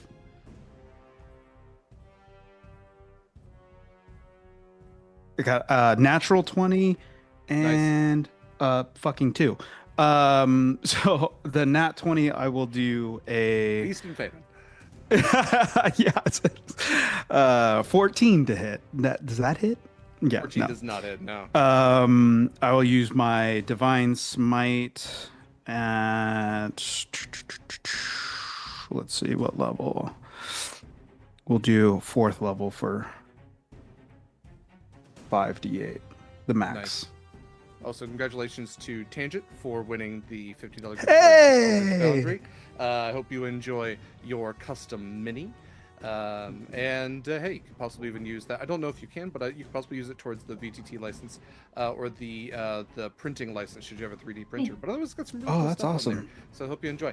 And don't forget to use code Sword and Key for 10% off your first purchase when you do. We will send you out that gift card here in just a little bit. And we'll have a new running real quick here once we hit break for Long Dog Dice. So keep an eye out for that. So that is 24 doubled. So 48. Thank you for that. Mhm. And 8 plus. Man, 8 plus 7, the 15. 15. 15 times 2, so 30. Okay. So 48 plus 30 damage? Is that Yes. what we're talking about? Okay. So 78 damage in total. Very nice. God, I wish I would have connected with 2. Oh, well. Yeah. Okay. Cool. And that's Before my we get turn. back to- Fantastic. Before we get back to top of the order and before we take our break, the creature at the center of town, having just gotten these hits from Proximus, is going to kind of lean back. Its chest is going to inflate. You'll watch as its ribs kind of pop out with the sheer level of air that it's taking in, and its jaw will distend and almost dislocate as it lets out its frightful howl, is what the ability is called. It is going to let out this horrible sound that will also be accompanied by a noxious gas. This gas is going to very quickly fill the 120-foot space that you all are in. Is it considered poison? It is not poison. Okay. Damn. This is essentially a fear miasma. So I will need a DC 18 Wisdom saving throw from everyone. And while I'm getting those, our giveaway is open for Long Dog Dice. So please enter hashtag or Octothorpe or pound sign, depending how old you are or what you know about, Crab Cake, CRABCAKE, to enter for a $50 gift card to Long Dog Dice. Jen makes incredible dice, guaranteed to find something you love. Yeah, please enter. We'll close that here in a little bit, but it is open now. And I think Proximus is within range of me now. I believe he is, yes. Yeah. So I get that's an extra +5 proxy. Yes, +5. And then what was it? A Constitution? DC saving 18 Wisdom. Wisdom. Wisdom. Yeah, this thing is more that you are frightened of the sound, and the gas isn't affecting you like a poison, but it's kind of like, hey, this ain't right, and my brain's having trouble wrapping around it. So 25. I'm nice. gonna use one of my advantages. So Eva, if you can update that on the Okay, overlay I and also stuff, used one of please. mine. I'm not within proxies. Are you fucking serious? Oh So no. I got 10. So I got a total of 10 plus Proximus is 5. I'm gonna use one of my wheels. Oh, So that's a yeah. D6. So that's 15 total. Dang. I got 18. I just Okay, got 18. perfect. Okay. Did I got- anybody get lower than 18? No, I got a 26. I'm gonna take a 20 with my Crit. No, I wish. Mhm. I guess I could have my flash of genius. Cool. None of you are frightened. With that, let's go ahead and take a break here, since that will be top of the turn order. So, stick around. Please enter code CRABCAKE, hashtag CRABCAKE, for a chance to win a $50 gift card to Long Dog Dice, wonderful affiliate of ours. And again, congratulations, Tangent, for winning the gift card to Eldritch Foundry. We'll be back in about 10 to 15. So stick around, do the things, pet your pets, and we'll be back. You're you muted. are muted. I was muted the whole time. Avast, and welcome back, everybody. Welcome back to Horizon's Call. I don't know how I muted myself with literally touching nothing. That was fun. Cool. Yeah, we're mid-combat. We're also mid-giveaway. So you can still enter to win a $50 gift card to Long Dog Dice. Jen makes incredible dice sets. You're guaranteed to find something that you love. So you can enter hashtag CRABCAKE, CRABCAKE, into chat to win, like Eva has there, an incredible set of dice. There's also jumbo D20s. There's tons of stuff in the shop, not just dice, although dice are very pretty and everybody loves them. Click like math rocks. So if that has interest to you, please enter hashtag CRABCAKE. We're going to end the giveaway at the end of this turn order. So once Proximus's turn is up, that will be the end of that giveaway, and then we'll do our next giveaway, our last giveaway, for a $50 gift card to Hit Point Press. Do remember that we have discount codes and custom links to all of our affiliates. So again, if you're going to win for Long Dog Dice, please use our code for 10% off your first purchase there. And if you're going to Hit Point Press, please use our custom link if you do. All right, wonderful. Let's jump back into things. It is top of the order. It is the Nightmare Beast's turns.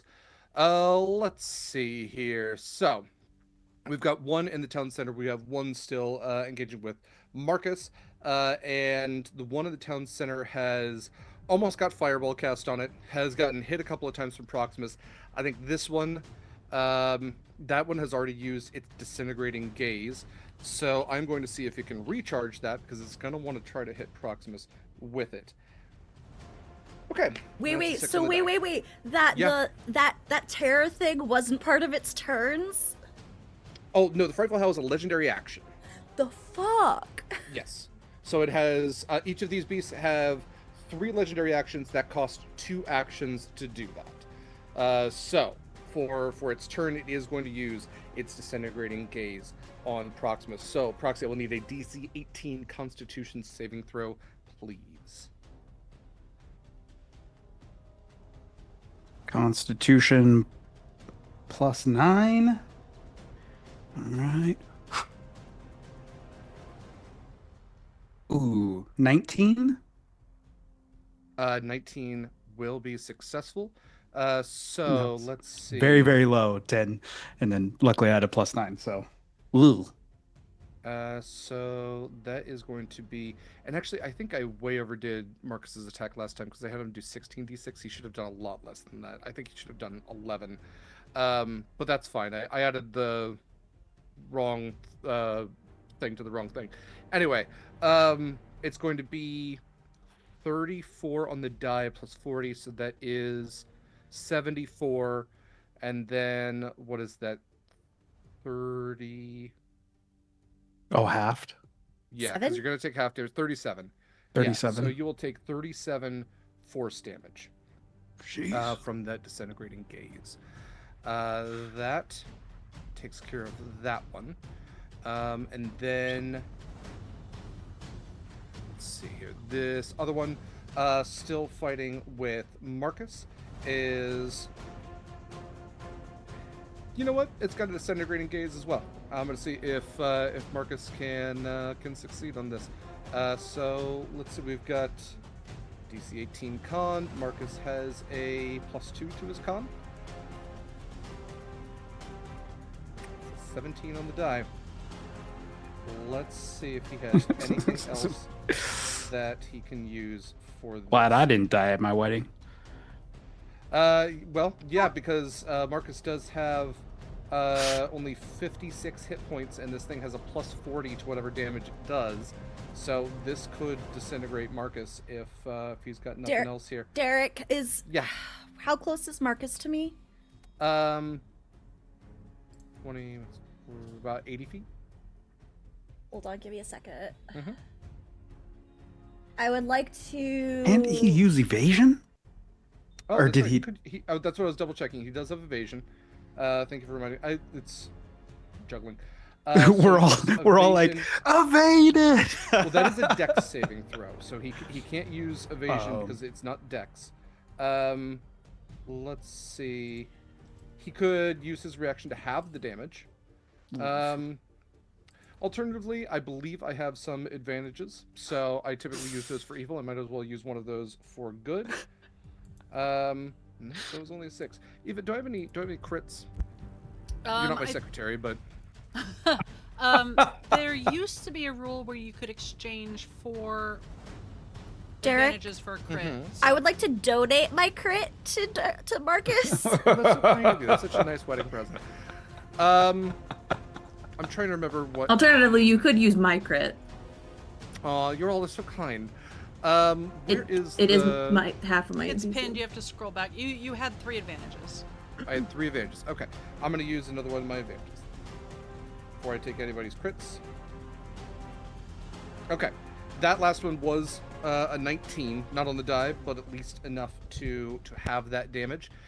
So let's see what kind of damage Marcus. Good gets God, they himself. have a half damage disintegrate. Fuck. That's what Proximus just took. Yeah. Yeah. So yeah, that's 10d6. Because my plus disintegrate spell, it's either a hit or you miss completely. How many Fuck. legendary Okay, actions do you have, though? 4. What a great None right question. now. Okay. That is 40 on the die plus 40. Marcus is going to take 40 points. He is still up, but he is looking pretty rough now as this thing laser beams him right to the just the whole body, just the whole dang thing. Looking pretty rough. Still somewhat holding in there. And cool. That is it for these Nightmare Beast turns. So we return back to our turn order for Winnie. Okay. All right. Acacia, did you scream that at me across the field, or Scream what at you across the field? about the items I might have? Not yet. Okay, then God help us. I'm on my own. Cause yeah, Acacia's just kind of like winging it right now. She's like at this point scrambling for ideas, but probably next turn.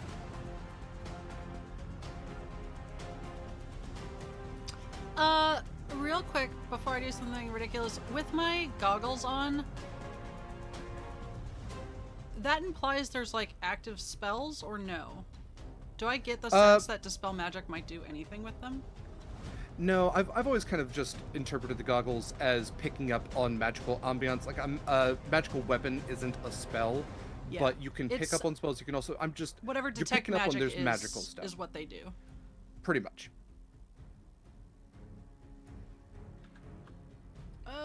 Okay.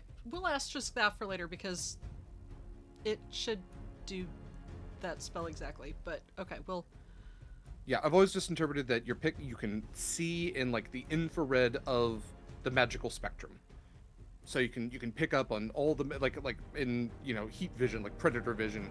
You're picking up on every magical concept. Depending on color, you can confirmed. Yeah, you can pick up. Yeah, exactly. You can pick up on magical like what's the colleges or the types of magic, the classes of All right, magic. that's just gonna send me down a rant about the colleges that nobody That you don't here. know them. Yeah, I know. What if I'm within 30 feet of both of them now, right? Having moved. Yes. Okay.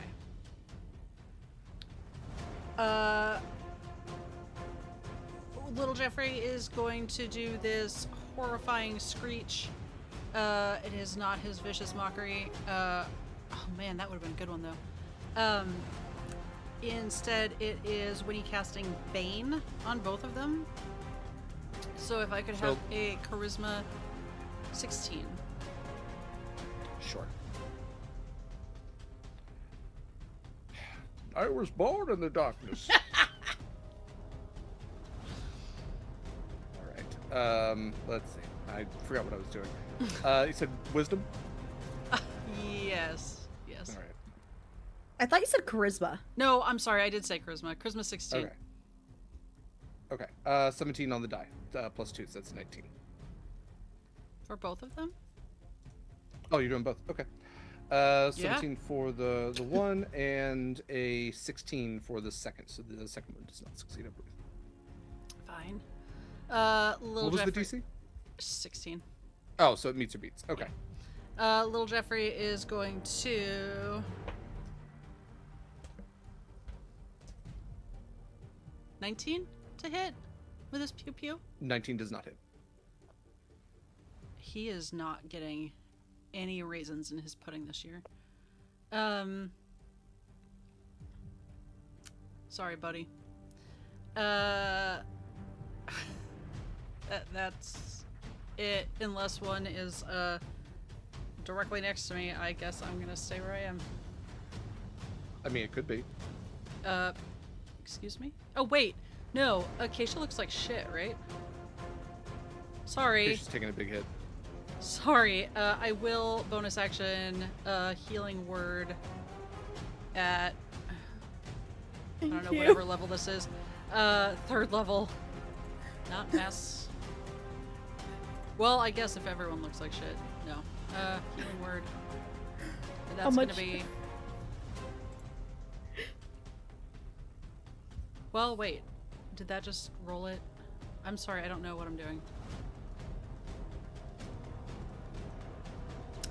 It was 14. I rolled it twice, I'm sorry. Thank you.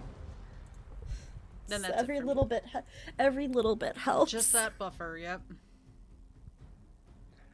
So since you targeted both of these Nightmare Beasts, Panache has dropped. I believe it probably dropped a little bit earlier. So I'm going to have the one that was engaged with Marcus use one of its legendary actions to charge. It is going to charge at Winnie, ignoring all opportunity attacks, and is going to make 2 tusk attacks along the way. I'm just a little guy. One towards Marcus, and then another towards Winnie. So the one towards Marcus and the one towards Winnie. That one's not the one engaged with Proximus, right?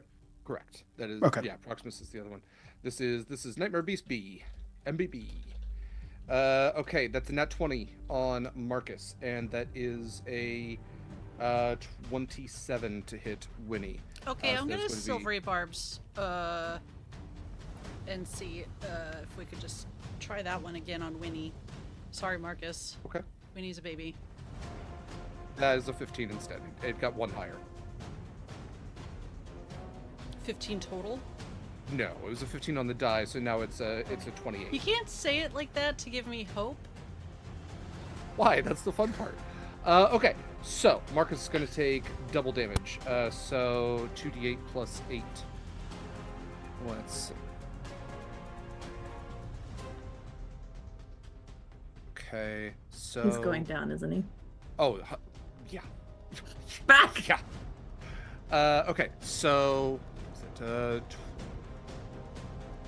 no.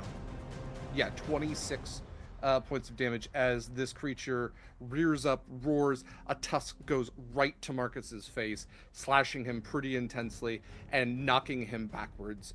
He slams back into the table behind and kind of smashes it as he does, and this creature just gallops towards Winnie. So, 26 damage to Marcus. He is now in death saves. Winnie, on the other hand, you are going to take... Mm-hmm.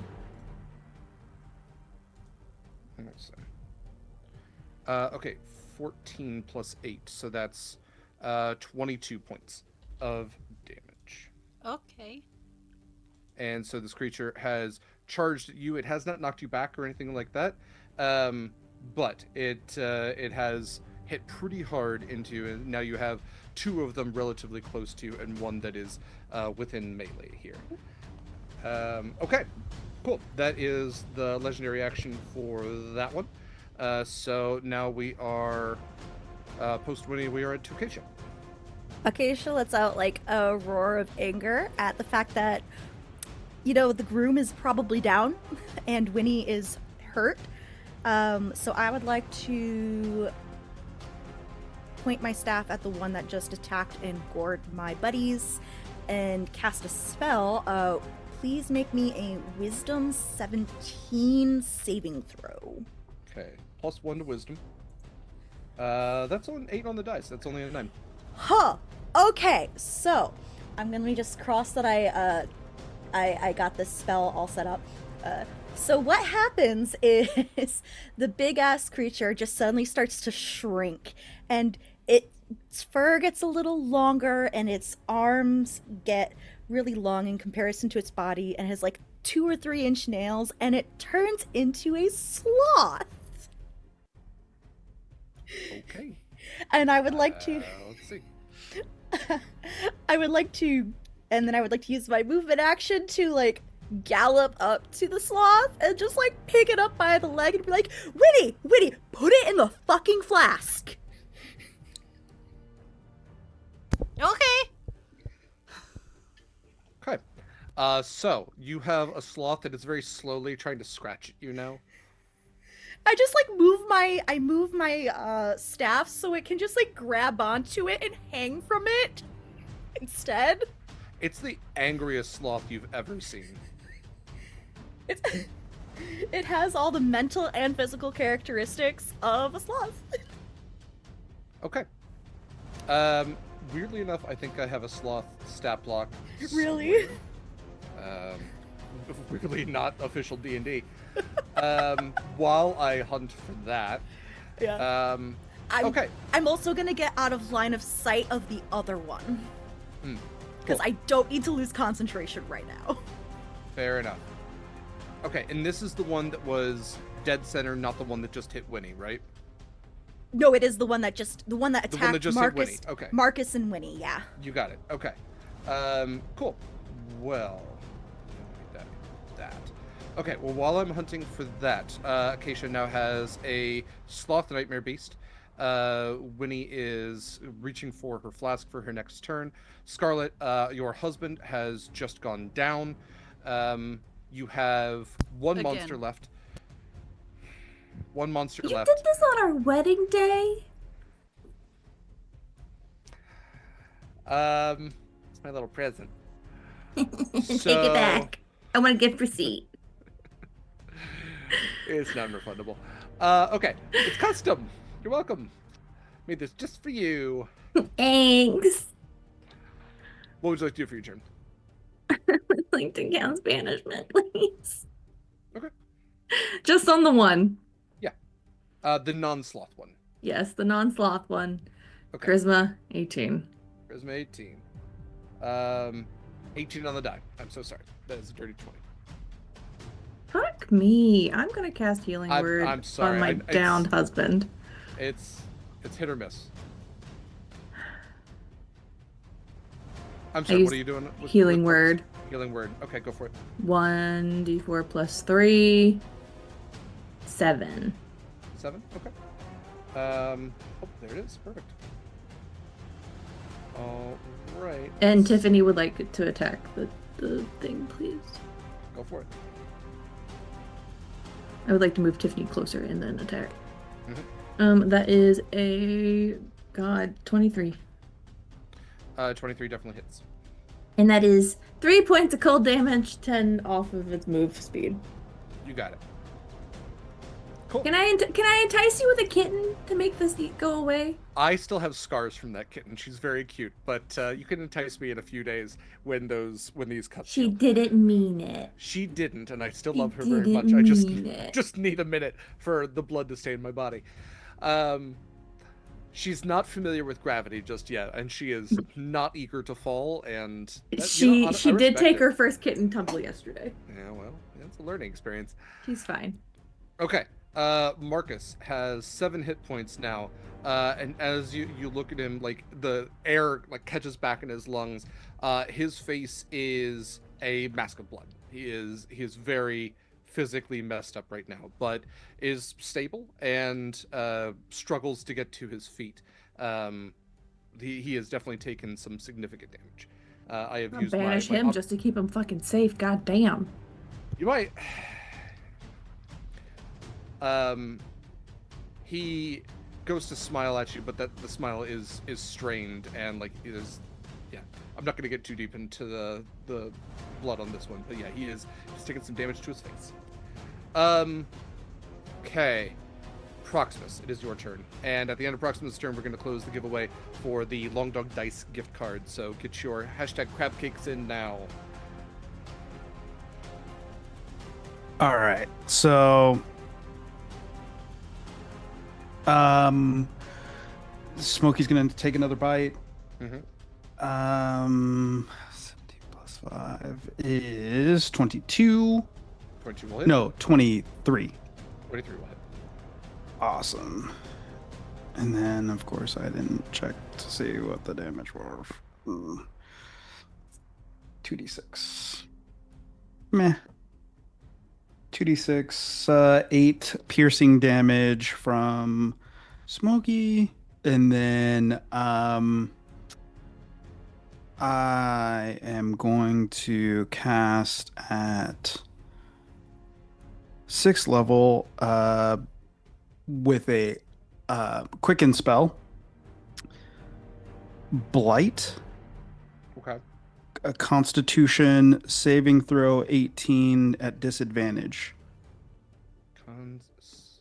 Con 18 at disadvantage. Okay. +5 to his con. Fingers crossed, everyone. 17 on the first one, it's an 8 on the second, so that is only a 13. That is a failure. Boom. All right. You're going to take this full blight damage, necrotic damage. 9, 12, 16, 17, 20, 26, 27, 30, 27 plus the 7, 34. 34 damage. Necrotic damage. I'm sorry, how much was it? 34. 34 total? Okay. Mm-hmm. Okay. That's my bonus action. I'm going to take my action, 2 swipes with the glaive. That is a nat 20. Oh, Very come nice. on. And a dirty 28 plus 12. Yeah, both will hit. Yeah. Nice. And I'm going to cast. I'm gonna 4th level. Use my last 4th level spell to do 1, 2, 3, 4, 5 d8. 3. That is 11, 16, 19.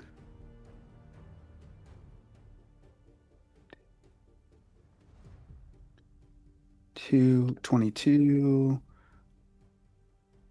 26 times 2, 40, 52, 52.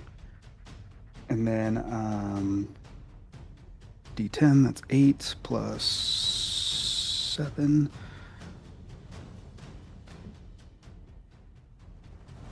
So 15, 30 slashing damage. Okay, so 30 slashing damage because I have 30 slashing damage, and then the 52 radiant. 52. Mm-hmm. Okay. And then I will use on the second swipe that hit. That is 11 slashing damage, and I will use a third level Divine Smite.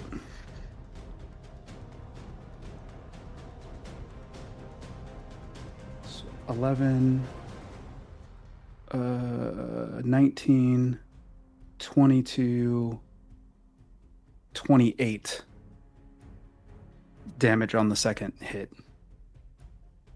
What's it looking like? Proximus, how do you finish off this creature? So the blight hits it, the necrotic, it starts like turning like blackened skin and just rotting where it hits in the chest, and I hit once with the glaive there, and then bring up my glaive. The glaive turns molten white hot and slashes right through from shoulder to gut.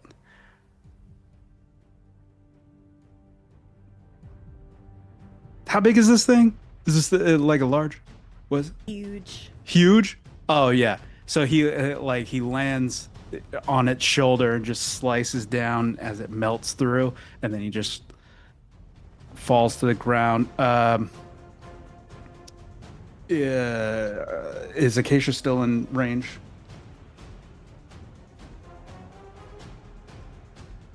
You're muted. Derek. That space bar. Sorry, no, I'm muted myself because I'm trying Oh. to look up the slot stat block, and I'm trying not to click like too much. It's fine. I know where it is. I just really don't have the thing downloaded. Oh, no worries. Is Acacia in range of what? Within 30 feet of me. 30 feet. I I believe believe Acacia so. should be within 30 feet of it. Yeah. Yeah. So she will get 10 temporary hit points. Great. I still And have that my is 12 from before, so okay.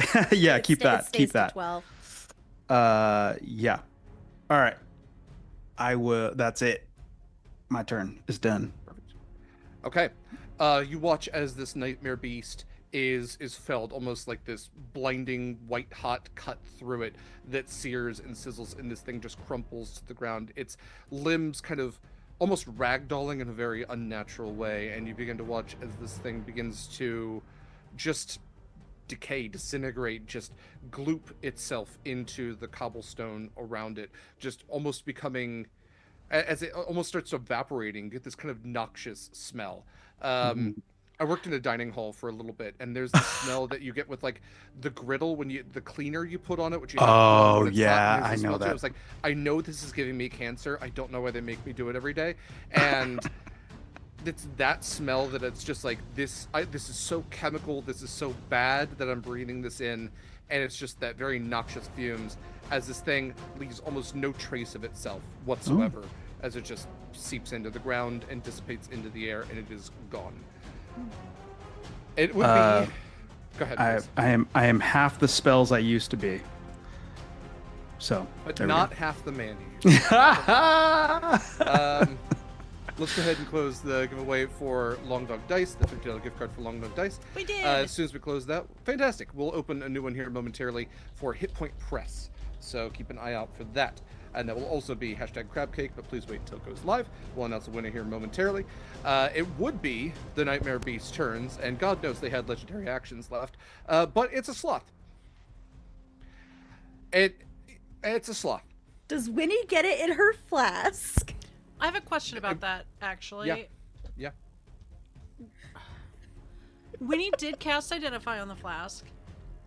Okay. The flask technically says, use an action to speak the flask's command word, targeting a creature you can see, blah, blah, blah. If the target is native to a plane of existence other than the one you're on, it must succeed on DC, blah, blah, wisdom saving throw, blah, blah, blah. Does that mean it does not work on material plane creatures? Or does it mean that it No. just slurps them up no problem? Because I'll- it doesn't address I'm gonna that read at what all. you're reading here. Give me 1 second, because there's Iron Flask. Good. And Should congratulations have to LD. Congratulations, LD. I hope you enjoy your lovely, probably set of dice, but whatever you get from Jen. And Hit don't Point forget Press to use is our now open. fantastic. So use code CrabCake for 10%, or not 10%. Use LD. Use code Sword and Key for 10% off your first purchase at Long Dog Dice. While I get that thought out of the way, now for everyone else, use code CrabCake #CrabCake CrabCake for a chance to win a $50 gift card to Hit Point Press. God knows TTRPG books are expensive, so get it while the getting's good. Okay, so while holding this brass stoppered iron flask, you can take a okay, blah blah blah, 60 feet. The flask is empty. The target must succeed on DC 17 Wisdom saving throw or be trapped in its flask. If the target has been trapped in the flask before, has advantage. It has not. Once trapped, the creature remains in the flask. The flask can only hold one creature at a time. Creature trapped in the flask doesn't age, doesn't need to breathe, eat, or drink. I'm It's not weird, seeing right? any. No, I'm not. I'm not seeing. This is. I'm looking at the newer stuff. Creature obeys your commands. Okay. At the end of the duration, identify spell reveals. Oh, if the flask is empty and the target is native to a plane of existence other than the one you're on, the target must succeed on a DC 17. Oh, so I think it actually is. It has to be used for creatures that are not. Yeah. Yeah. Because actually, that's when I'm what looking. I thought, and I just wanted to Yeah, double check. weird. I had never noticed that before, but also when I'm looking at the list of monsters, every one of them is like it has Githyanki, Githurzai, it has Fomorians, which I guess are Fae. It has devils and Jinn and Slads. Yeah, there's nothing that would be And like Winnie native doesn't to know the where plane. nightmare beasts are from, so she's willing to give it a Sure. shot. But also, Sure. So I'm looking at the polymorph spell. It Yeah. says the new form can be any beast whose challenge rating is equal to or less than the target or target's level if it doesn't have a challenge Sure. rating.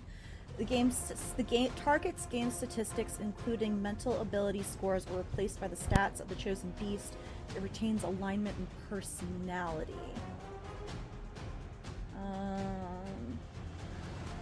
You know, I think the extra planar thing is actually kind of dumb because I don't know. I feel like there's so many things that skirt around the edge of that, and I know I'm gonna reference Baldur's Gate from time to or Baldur's Gate 3 from time to time.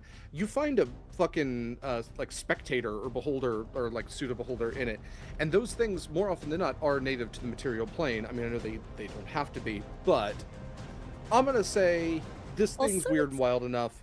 It's a We can use legendary it. item. Why does it have to have those restrictions? It's a weird restriction, and also it's not worded great. So we're gonna ignore if that is a restriction at all because it's my game. Well, it's our game. So and to be DC clear, 17, I'm fine either way. Just yeah. DC 17 Wisdom saving throw. What is the closest thing to a sloth?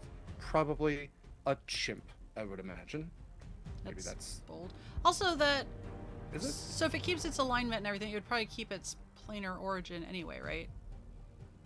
I mean, like this might be a moot point, but like if it was originally a devil and you change it into a sloth, I think that yeah, that would probably be how I ruled it. Is no matter what you polymorphed it into, it is still intended to be blah blah blah.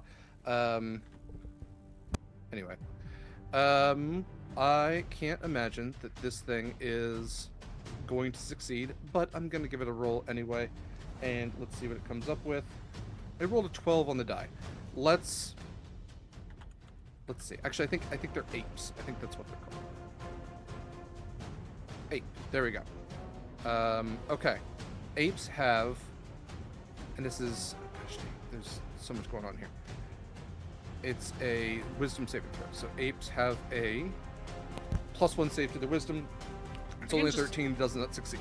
go home and get my mirror. Get it from B. Yay! Okay, we now have a sloth in a jar. Is this Flask. what I'm gonna do? Great. And like, I know it's kind of like caught in suspended animation, but I'm assuming once it's in there, the spell can no longer affect it, so it will plop back anyway. Yeah, It's a concentration spell.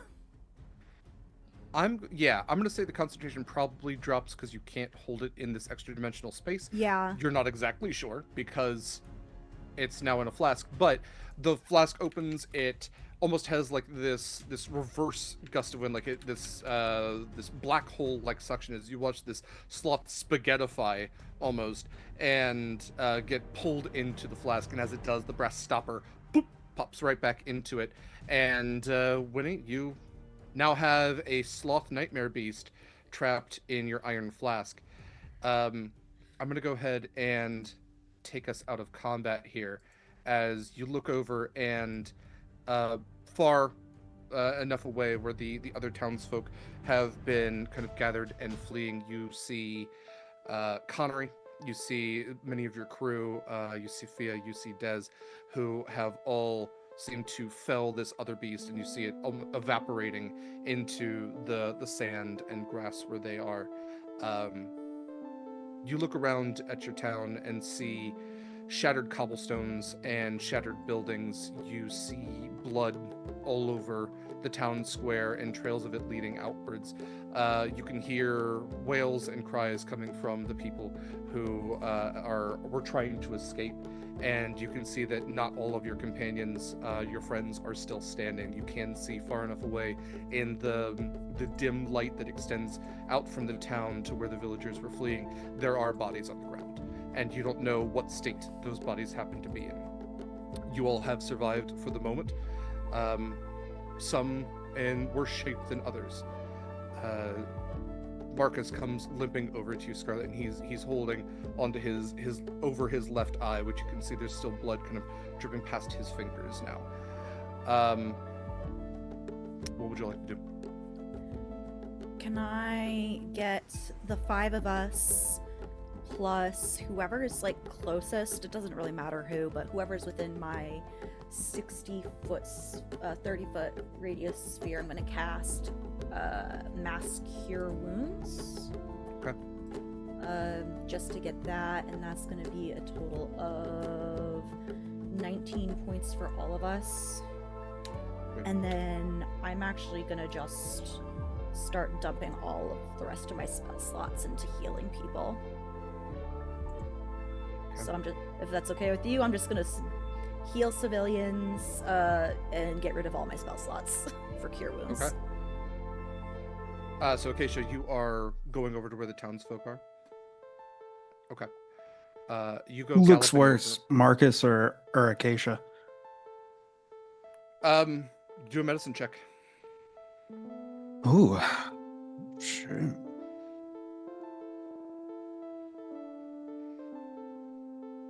What's my medicine? 17 plus 1. All right, 18. 18. Acacia, any lasting wounds? Anything to report there besides health? She's definitely beaten up. Her clothes are wrecked to all hell. She's not going to even be able to make rags out of her wedding clothes. She's not great, but after a couple boosts of healing, she's definitely looking much better. Yeah. Out of character, 46 out of 107. Jeez. Sheesh. You guys are... Marcus, on the other hand, has gone over to Scarlett and is kind of placing one hit point. He's looking her over to see if she has taken any damage. Thanks to Acacia's spell there, he has 26 out of 82. But Proximus says he's holding the side of his face, and you're watching, the blood flow. You recognize the wound because you suffered a similar one. He has lost his left eye. Oh, nuts. He's gonna walk over and kind of prop Marcus up, putting his arm around his shoulder, propping him up, and lay on hands. 30 hit points. Why not? I'll just give him all of it. Dump it. Yeah. You know you're not supposed to die on your wedding day. That is a bad omen. No one He told did- us that. He just smiles and he goes, Does "I anybody didn't have die." to say it? That's the problem. His- I didn't die. Thanks to all of you. And I should also apologize. I didn't mean to copy you. We can have matching eyes. Out of character, didn't Proximus lose his right eye? Yeah, right eye. so- Yeah. Oh, you're set now. Put us together. But I have an eye, so it's fine. When they walk into the room as an investigative pair, you needed a second set of eyes? Jesus God, Christ. y'all. And they're both our first mates. Yay! You fucking serious? Uh-oh. Just so you know, I got a DM from Derek saying, "Get ready to do some new art." It's got a new eye patch.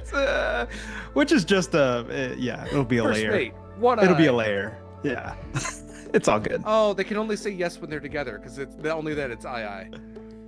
Oh, That was bad. That was so bad, Derek. So bad. I Get can't- back. so bad. Shame. We know I For can't shame. stop myself. I don't Yeah, have that yeah, level of yeah. self-control. It's either that or drinking. Pick one. No, that's a terrible thing. Okay, so Acacia, you go galloping over to the townsfolk. Again, as you are galloping over in a rough state that you are, the crying only gets louder, the wailing only gets louder, and you can see as you get closer, Connery is on the ground. He has a massive hole like in his upper chest area, and there are a few members of Scarlett's crew who are tending to his wounds. You have Krej, who is kind of like holding his head. You have the half-orc whose name is escaping me right now. She's tending to the wounds right now. Ripley.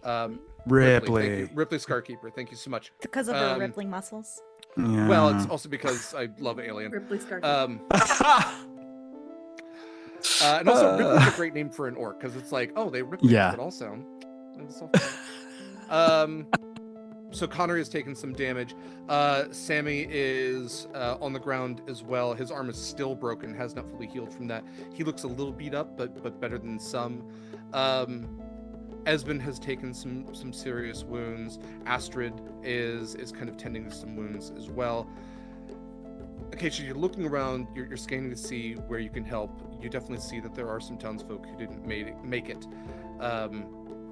Among them, you see your dads. It's kind of hard at first because they're not at the normal level they would be. They're knelt down, and you can see that Darius is holding her hand while Curio has her head in his lap as Mama Maddie lies dead on the ground. Yeah, I think as I was making my way through the crowds, if I would heal the crew if it was like really bad, life-threatening, but I'm mostly focusing on civilians. My crew know how to fight, so they can handle themselves. But as I'm like making my way through the crowd to Mama Maddie, it's just like she kind of stops and like stares down at this relic and beloved member of Cora. Like her home was Cora, and she just stands there and like takes 4 knees as she sits near her dad's and just is with her town and her people, grieving the loss of a founding member. Winnie, what would you be up to? I think also going around, trying to heal where she can. Let's be honest, stabilize, not heal. Trying to find B. And way to, probably where the cries are the loudest. Okay. So running over there, you see B is limping towards the town. She looks pretty rough. It looks like she's taken a significant amount of damage as well. She's holding her side, where she seems to have a wound, although you can see this kind of green light. She is trying to heal herself, but you can kind of tell that she's out of spell slots. She's trying to channel magic, and she does not have it in her. And she just kind of smiles. Her hair is over her face a little bit. Hey, you made it. What did you do? Come here. Winnie's gonna hit her with a little, She healing- flinches. No. Jesus. Gonna hit her with a healing word or cure, whatever the better one is.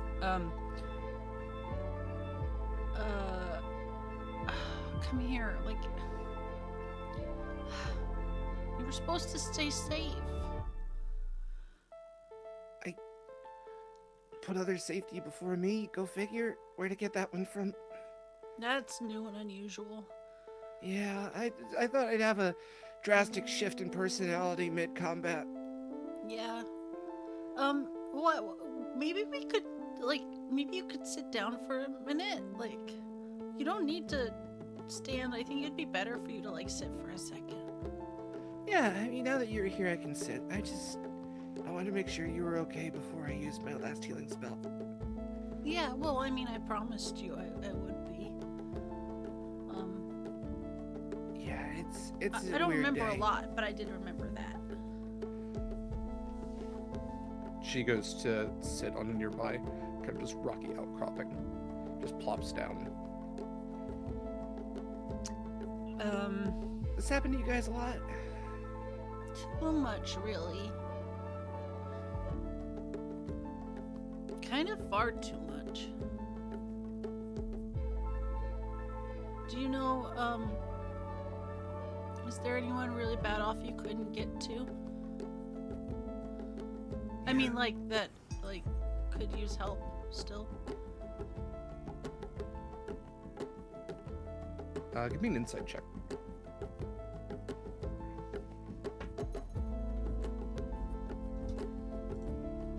Insight is 23. Yeah, it's, low enough check as it is. There are tears welling in her eyes, and she just shakes her head. She goes, There are too many. I just didn't have enough. I'm just gonna hold her. Proximus. What'd you get up to? Proximus would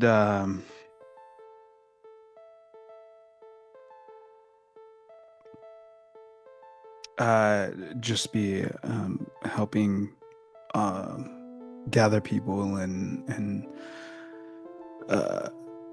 specifically crew to make sure that there's a defensive perimeter around, tracking down to see if there's anybody left on the island. As everybody else is gathering the wounded, we would be gathering the dead after that. Is it safe to say that you were flying around the island to do that perimeter check, or how would you like to execute that? With the crew, any of the flyers, Sammy, he would check Not in. a flyer right now, unfortunately. Yeah, great. So we're just trying to round up everyone to make sure that the island is safe, and then going to the dead and gathering people, trying to make up a plan for burials and. Give me a perception check while you go to scout out the island. I'm gonna use advantage. Nice, much better. That is a dirty 20. Great. you go to take off, scouting around the island. As you're looking around, you can see that the ships are long gone at this point. You have investigated. You have found the smoke powder barrels, and there are quite a few. There's at least 5 in each building, well enough to destabilize, if not blow up. That's some pretty significant explosive power there. You know, we can say that you just kick the line to make sure that it's unbroken, and just, you know, mark it for later. You do see the scuttled ship that has been split open, the one that Acacia found earlier. We just say you note that. However, very early on, before all of that, as you take the sky, it's hard to miss as you hear an explosion coming from Rollins Keep.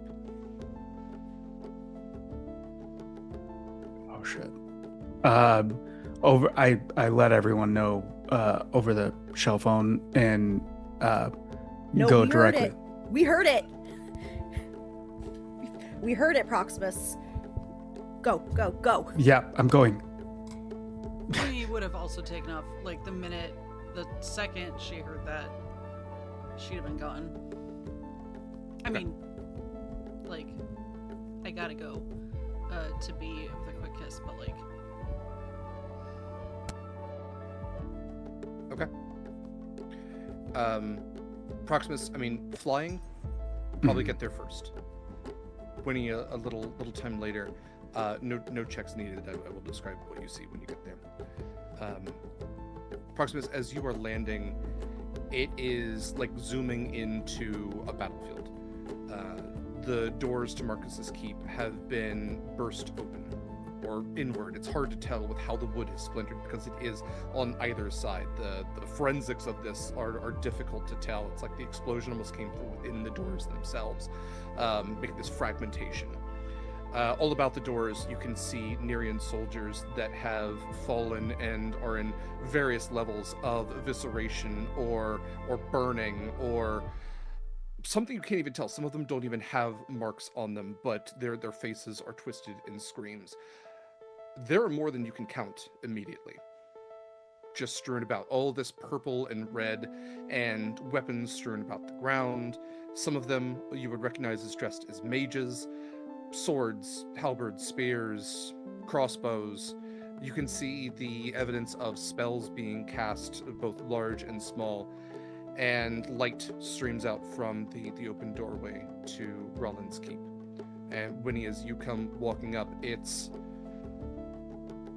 like a horrifying breadcrumb trail following the battle, almost seeing almost in reverse, those trying to run away who were killed as they fled, those who were closer who may have been grouped together and caught in something like a fireball or a lightning bolt blast. Just this horrifying display of what a wizard can do when left to their own devices and put into a corner. As you get closer, you can see Rollin is kind of slumped over his table. He's holding onto his head where you can see that there is a wound. He has several crossbow bolts embedded into him. And you can see that several of his books are kind of just splattered with bodily fluids. That makes it sound worse. They're splattered with blood. You both reach there, and he does not look up to you as you both walk in. For the record, Winnie would have been running. I know we've had our differences. She's not going to saunter up to where she thinks something has happened to her brother. Sure. She is going to slide to a stop in front of him and drop to her knees. He's conscious or just like... He is. Okay. Yeah, he's kind of leaning over like an elbow, and he looks up at you with one eye, and again, you can see that his eyes are like black, like this, just kind of this inky black, as he then just blinks and refocuses. I'm glad to see that you're all right. What did you do? I How did can what we I fix had this? to. Proximus, we have to fix him. I don't need fixing. I did the fixing, and they're gone now. Those crossbow bolts are still in you, buddy. I'm really sorry to tell you that. Leave them there. Unless you have any significant healing, it will cause me more bloodshed to pull them out at this point. They are very barbed, and I can feel them. I am really worried about him, and I'm also, like, having a rough fucking day. I'm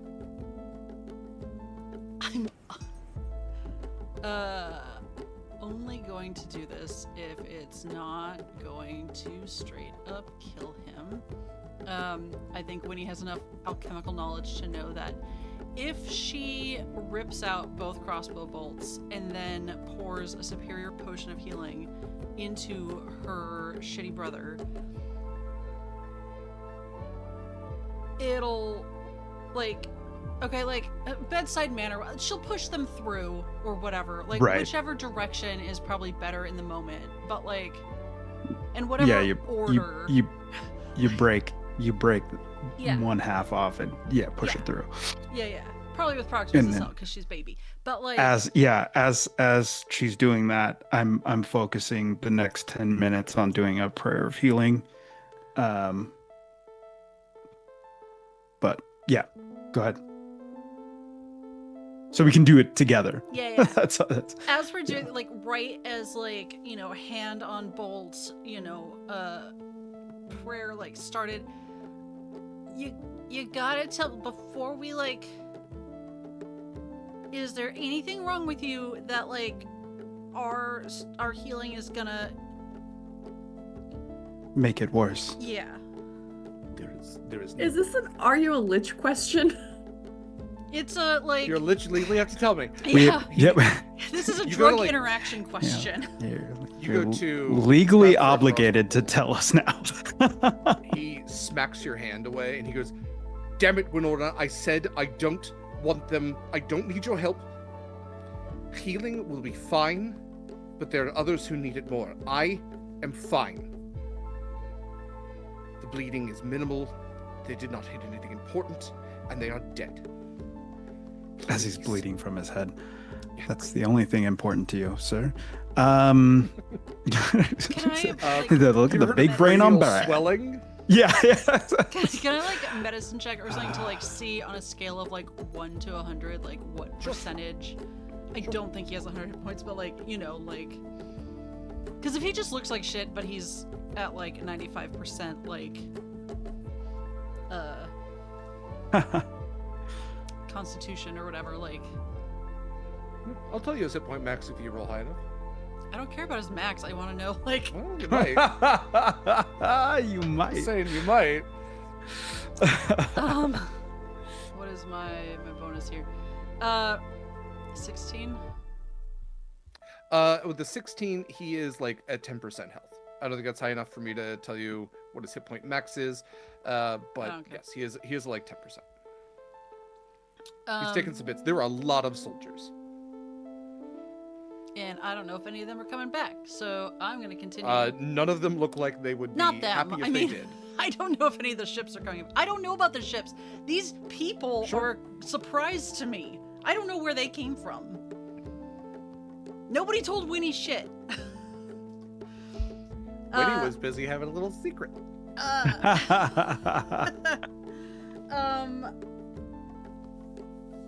Okay, well, tough shit. And she's gonna break off the first crossbow bolt. If Give you me want to a be logical medicine about it, check. we might need you in a minute, because I don't know who these guys are. I don't know if they're more than Proximus takes just a little bit longer, That's so it valid. doesn't heal right away. Like, it might hurt a little bit more. He knows. Like, Proximus has been shot plenty of times. Personia's so- like, I see you, Proximus. I'm not gonna make it worse. I'm just saying.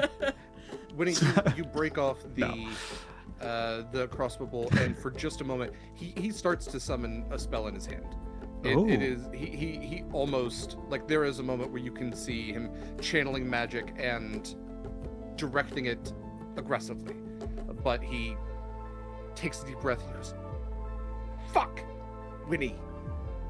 Oh, I should have said it's probably Ow! gonna hurt. Yeah. We normally do know. this on the count of 3 when he give somebody yeah. like something to put in their mouth, Sorry, do you want to the rest bite of the down gold? on. Here. You both have the worst bedside manner, and that is coming from me. Just do it. Nike, our new sponsor, Nike. Just do it. Just do it. Hold those crossbow bolts out. It's a terrible thing to do. Don't do that. It's really bad. Yeah, if something is- don't leave do in it. until you get to the Leave it hospital. in. Go to the Yeah. hospital. Remember, if you get an eye wound, like you have to cover both eyes because you don't Right, get any eye. right. That's, You don't We're want at to the be. hospital now. God, Yeah, like Winnie is Peace going landing to. is a nightmare. Yeah. Winnie is going to do like, yeah. She's not gonna be extra shitty about it. She'll do things in the proper order and all that. But You get the crossbow bolts out. You heal through it with her potion and magic, and Rollin just sits in a chair. One of the first times you've actually you're realizing this. One of the first times you've seen Rollin actually sit. He's like always on the move. He's always pacing around the table. But he sits, his robes crumple kind of around him, and his head wound has sealed up a little bit. He's not bleeding as much. He looks over to the barred iron door where you know that he keeps the elder rings. They came for them, but they did not succeed. How is everyone else? not super great. There were these, creatures? They were very big, and they were kind of, lowercase n nightmare, lowercase b beasts. Purple, big teeth, laser eyes. Oh, you've met? We have one in my flask. I helped make them. What? What? They're an Imperial experiment. We worked on them at the Arcanium. It's not exactly my forte, but I wanted to branch out a little bit. And I thought the disintegrating eyes would be an interesting additional feature. I'm glad they took my notes. I'm just gonna look over at slightly singed Proximus for that one. This is what the Empire does. They twist and they manipulate and they change and they mutate. Things that were never meant to be. For war? The problem that I am finding here is these people are no longer safe here. This island has been compromised. You have been compromised. The rings are now compromised. We cannot stay here any longer. Can't stay anywhere. That's the problem. The Empire can go anywhere. The rings are safe. I kept them safe. I will keep them safe.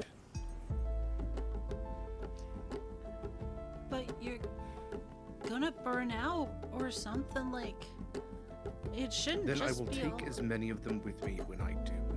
They came with one ship. What happens when they come with 100? Wait. Where's the ship? They didn't come by the circle?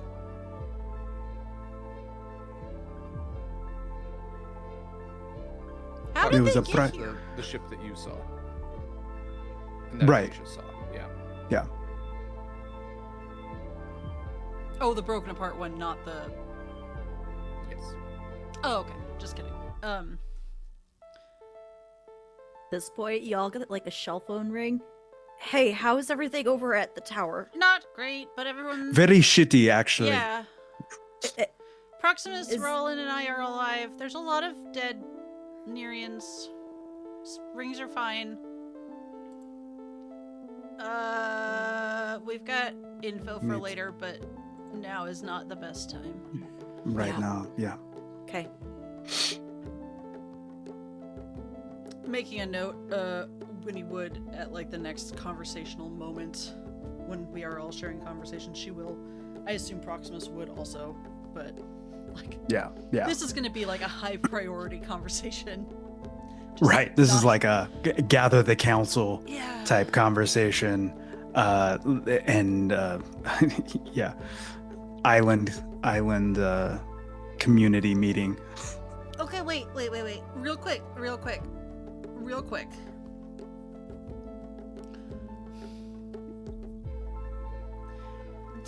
Did it seem like genetic nightmare mutation creatures wasn't high on the list of things to warn us about, or Winora, the list of things to warn you about the Empire is near infinite. I only have to sleep like 4 hours They a day. were I could read still- that list in my spare It was time. still a prototype when I left. It would take weeks to explain every possibility. I'll make time. And these things were half the size last time I saw them. I never thought they would get to this point. I cannot predict every possibility. I can only do what I can do. And when it comes down to it, I think Proximus might have a point. I think that this town, this island, it is vulnerable. It needs defenses. Yeah, And I think it is time that we utilize some of the power of the rings. Hmm. And that's where we're going to take our end our day. So, thank you all so much for joining us for another episode of Horizons Call. Let's go ahead and end our giveaway here for a $50 gift card to Hit Point Press. Again, congratulations to Tangent for winning our $50 gift card to Eldritch Foundry. Congratulations to LD for winning our $50 gift card to Long Dog Dice. This has been Horizons Call. I am Derek Sword. I use he and pronouns. I've been your GM. I'm gonna have these lovely people say more about themselves and where you can find more of them. Highly recommend you do.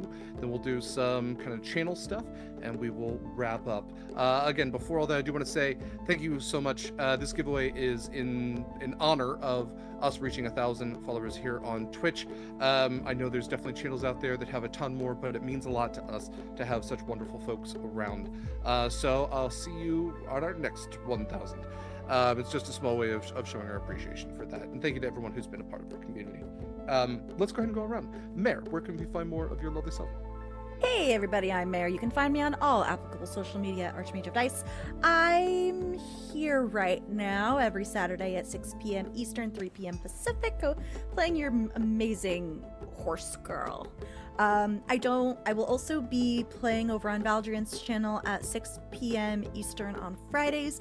Not sure of our start date yet, but I will be returning for season 3 of our Smoke and Ashes Avatar: The Last Airbender game, and I'll also be running tech for an upcoming campaign called Fragrance of Lost over here on Sword and Key, which is going to be on Mondays, I think at 7 p.m. Eastern. It's either 6 or 7 p.m. Eastern. Just come check it out. It's gonna be great. Fantastic. Thank you so much, Mare. And congratulations to... Sorry, computer's been so Keld52 for winning that that gift card to Hit Point Press. Please, when you do, use our custom link. You can see that link in on our beacons as well as in chat, and it's posted to all of our socials as well. So beacons.ai/sword and key has the link there. And please enjoy any of the many wonderful products you get from Hit Point Press. I'll talk more about those here in just a moment. Next up, we have Eva. Hi, hello, I'm Eva Sari. You have seen me enjoying my time here today as Winnie. You can see me playing a not quite as chipper person tomorrow, Sundays, at 10 a.m. Pacific during Tales from the Loop, where I play a teen rocker, so not Winnie at all. I think that's it for the moment. I will be running tech for some other games coming up, but I'm pretty sure Derek's going to cover those, so I will leave it at that. For sure. Thank you so much. Yeah, actually, one last thing, just little interludes in between here. My little legendary actions. Stick around after our outro, our credits and everything. There's a very special little teaser announcement thing for next episode. And there will be a lot of teaser stuff coming to our socials this week. So keep an eye out for that. It's pretty cool. Eva did a really good job on it. Next up, we have Mikyl. Hi, fam. I'm Michael. You can find me at Mikyl Sandoval, Mikyl Sandoval, on Instagram and BlueSky. I actually have my BlueSky up right now. I'm going to start uploading art. I do some art. I hang out and I hang right here. Sword and Key exclusive, and you can find me on the Discord channel with my own channel that I need to update too. And so I'm going to take some time this next week of just going through all my socials and fixing them and just focusing on art. Amazing. And a special thank you to Mikyl, as always, for the artwork that you can see on so many of our shows on this channel. Of course, the Horizons Call art that you can see on the screen, as well as in our promo stuff. The Humblewood game, Veasan, the Harbingers spinoff of Horizons Call. So many really cool art pieces. Is absolutely fantastic. And you can definitely join our Discord. I'll talk about that here in a second, where you can see even more of his stuff on his dedicated channel. So we're always very, very, very much appreciated. And we'll be compensating him thoroughly in Warhammer 40k models. Next up, we have Kaila. Hi, hello, my name is Kaila, and I play your Siren Storm Sorcerer Scarlett Shorts, who just had the worst wedding ever. Love you. Great. It's fine. I am a Sword and Key exclusive. And I don't think that's changing anytime soon. I like it here. They let me do what I want. But, you know, maybe possibly running a game soon for charity bits, pieces, things that I'm really, really excited about. And it's not just a one-shot. Gonna be awesome. Would it be a Scarlet wedding if it wasn't traumatizing to her? Like, that's my question. I just wanted one break. You ruined her house, threatened her entire island, took her new husband's eye. You're welcome. You're You're what am I never supposed gonna to say? forget. Thank you? Never gonna forget. Memorable. No, I love you, Kaila. Next one, everyone dies. No more weddings on Horizons Call. Maybe. We'll see. We'll see whose it is. Elopements only. Yeah, elopements on Sea-Doos. Thank you to my wonderful cast for being as awesome as they are. You can tip them at any time at pally.gg/. No. Actually, I don't exactly know what it is. I can look it up real quick. I have it here somewhere. It is pally.gg/p/sword-and-key-horizons call, all one word. Not the most catchy thing. So you can always use the Pally link that's in chat. You can also just type in Pally and Horizons Call. It will pop up, or even Pally and Sword and Key, because it's part of the overall Sword and Key account. But Pally is a fantastic tool. If you do appreciate what we do here, if you do have a couple extra bucks sitting around, willing and able, both being important, you can tip us if you want to. It's always appreciated. It gets evenly distributed based on shares to everyone here. So give it a thought. Not something you have to do, but always something that's appreciated. And you can impact our game. I don't think I said at the top. You can give black spots, which are complications. You can give crits, advantages, all that kind of cool stuff. Eventually, you can name a ship. It's going to be expensive, but you can name a ship. I'm just saying. Okay. I'm Derek Sword, EC and Pronouns. I've been your GM for this game and many games here on Sword and Key. For Sword and Key stuff, again, congratulations to those who won those discounts, not discounts, gift cards. You can see all of our stuff, including our affiliates, at beacons.ai/Sword and Key. Right up at the top is Twitch. If you're watching this live, hey, you did it, you're there. Right after that is Discord. Join our Discord, be a member of the community. If you chill and you're cool, we'd love to have you around. We do a lot of cool stuff on our Discord, and otherwise it's just a cool place just to hang out and chat about stuff. Lots of different stuff, really. I know Discord servers are kind of sometimes things people collect, so if you are looking for another one, add us to the roster. Oh god, voting with Boneface. After that, you can see our affiliates. Our affiliates are Long Dog Dice. The Incredible Jen makes wonderful, wonderful dice sets, and you can use code Sword and Key for 10% off your first purchase there. We're affiliates with Eldritch Foundry. No matter how weird and wild your TTRPG character might be, you can make a mini of them, and use code Sword and Key for 10% off your purchase there. The codes are slightly different. So definitely check out the beacons. Actually, if you click on the link, more often than not, it autofills when you purchase. So keep that in mind.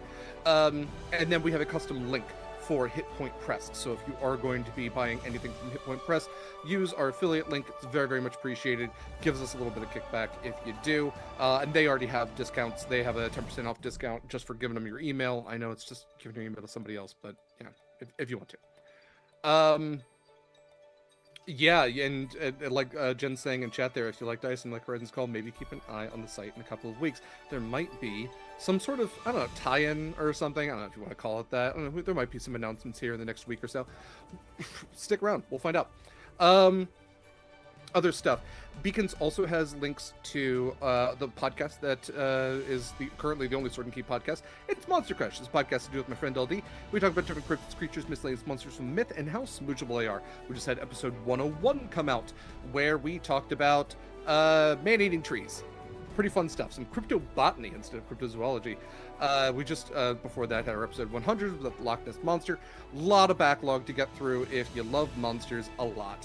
So check that out wherever podcasts are found. Also on beacons.ai/Sword and Key, you can find links to the Pally, again, as well as some charitable organizations, should you be wanting to put your money towards a noble cause. Other than that, looking for stuff in the near future on our calendar here. Tomorrow's a pretty cool day. We have... that is the 4th. So, Star Wars Day, first of all, we're not doing any Star Wars stuff. I know other channels are. I'll wear a Star Wars shirt or something, but we actually have 2 games. 10 a.m. Pacific time, we have the second episode of Tales from the Loop that is being run by the wonderful Anik. Eva will be starring in that. And then after Tales from the Loop wraps up, with a little bit of break in between, at 3 p.m. Pacific time, we have the premiere of Thunderbolts Savage. It is our Marvel Multiverse RPG.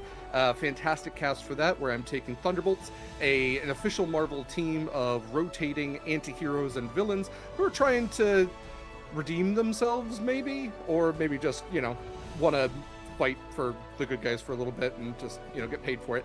I'm sending them to the Savage Lands, a terrifying Antarctic jungle of dinosaurs and mutants and mayhem. That's a different game. The next thing after that is Tuesday at 7 p.m. Pacific time. We have the return of Gate Night. That is where Shadow LD and I play Baldur's Gate 3, the only video game streamed here on Sword and Key. Play that every week. We're in Act 3, and we just got to the brothel. If you're familiar, you'll tune in. After that, Horizons Call will be back next week at 3 p.m. Pacific time with some changes, some cool changes. I'm just going to tease that here. There's going to be some really cool changes. I'm really excited. And those changes will be ongoing, so check us out 3 p.m. Pacific time every Saturday. Gate Night plays every Tuesday. Tales from the Loop is going to take weeks off here and there. They're not playing the 11th or the 25th. But you can always join our Discord. Our calendar is there, and so is our events. You can see our Google Calendar or our events to keep an eye on that kind of stuff. Thunderbolts Savage is going to be Sundays at 3 p.m. Pacific time for 4 weeks. It says the 4th, 11th, 18th, and 25th. And we'll take a week off, and then after that, during Pride Month, which is next month, we're going to have Cursed Captains of Cthulhu taking over at 3 p.m. Pacific time. With Pride Month being next month, we will have applications out very soon for...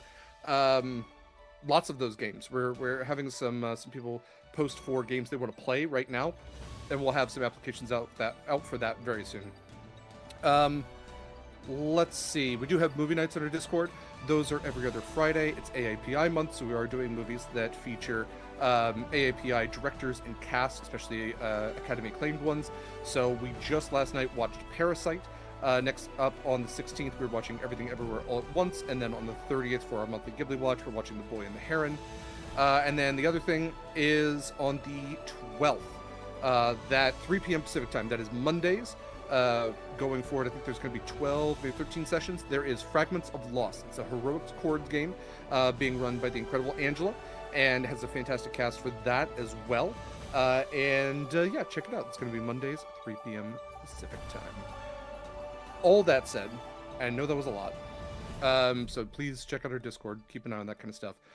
We are going to be raiding Sir Heck who is a wonderful person who's been on the channel before. Sir Heck just got their doctorate of veterinary medicine and is doing kind of a celebratory stream. Massive achievement, massive congratulations to them. So go spread some positivity over there. Go be kind to yourself and others in the meantime. And until next time, hopefully not a week because we have stuff in between, but if it is a week from now, we'll see you then. Remember, fair winds and following seas, brave mariners. Take care of yourselves.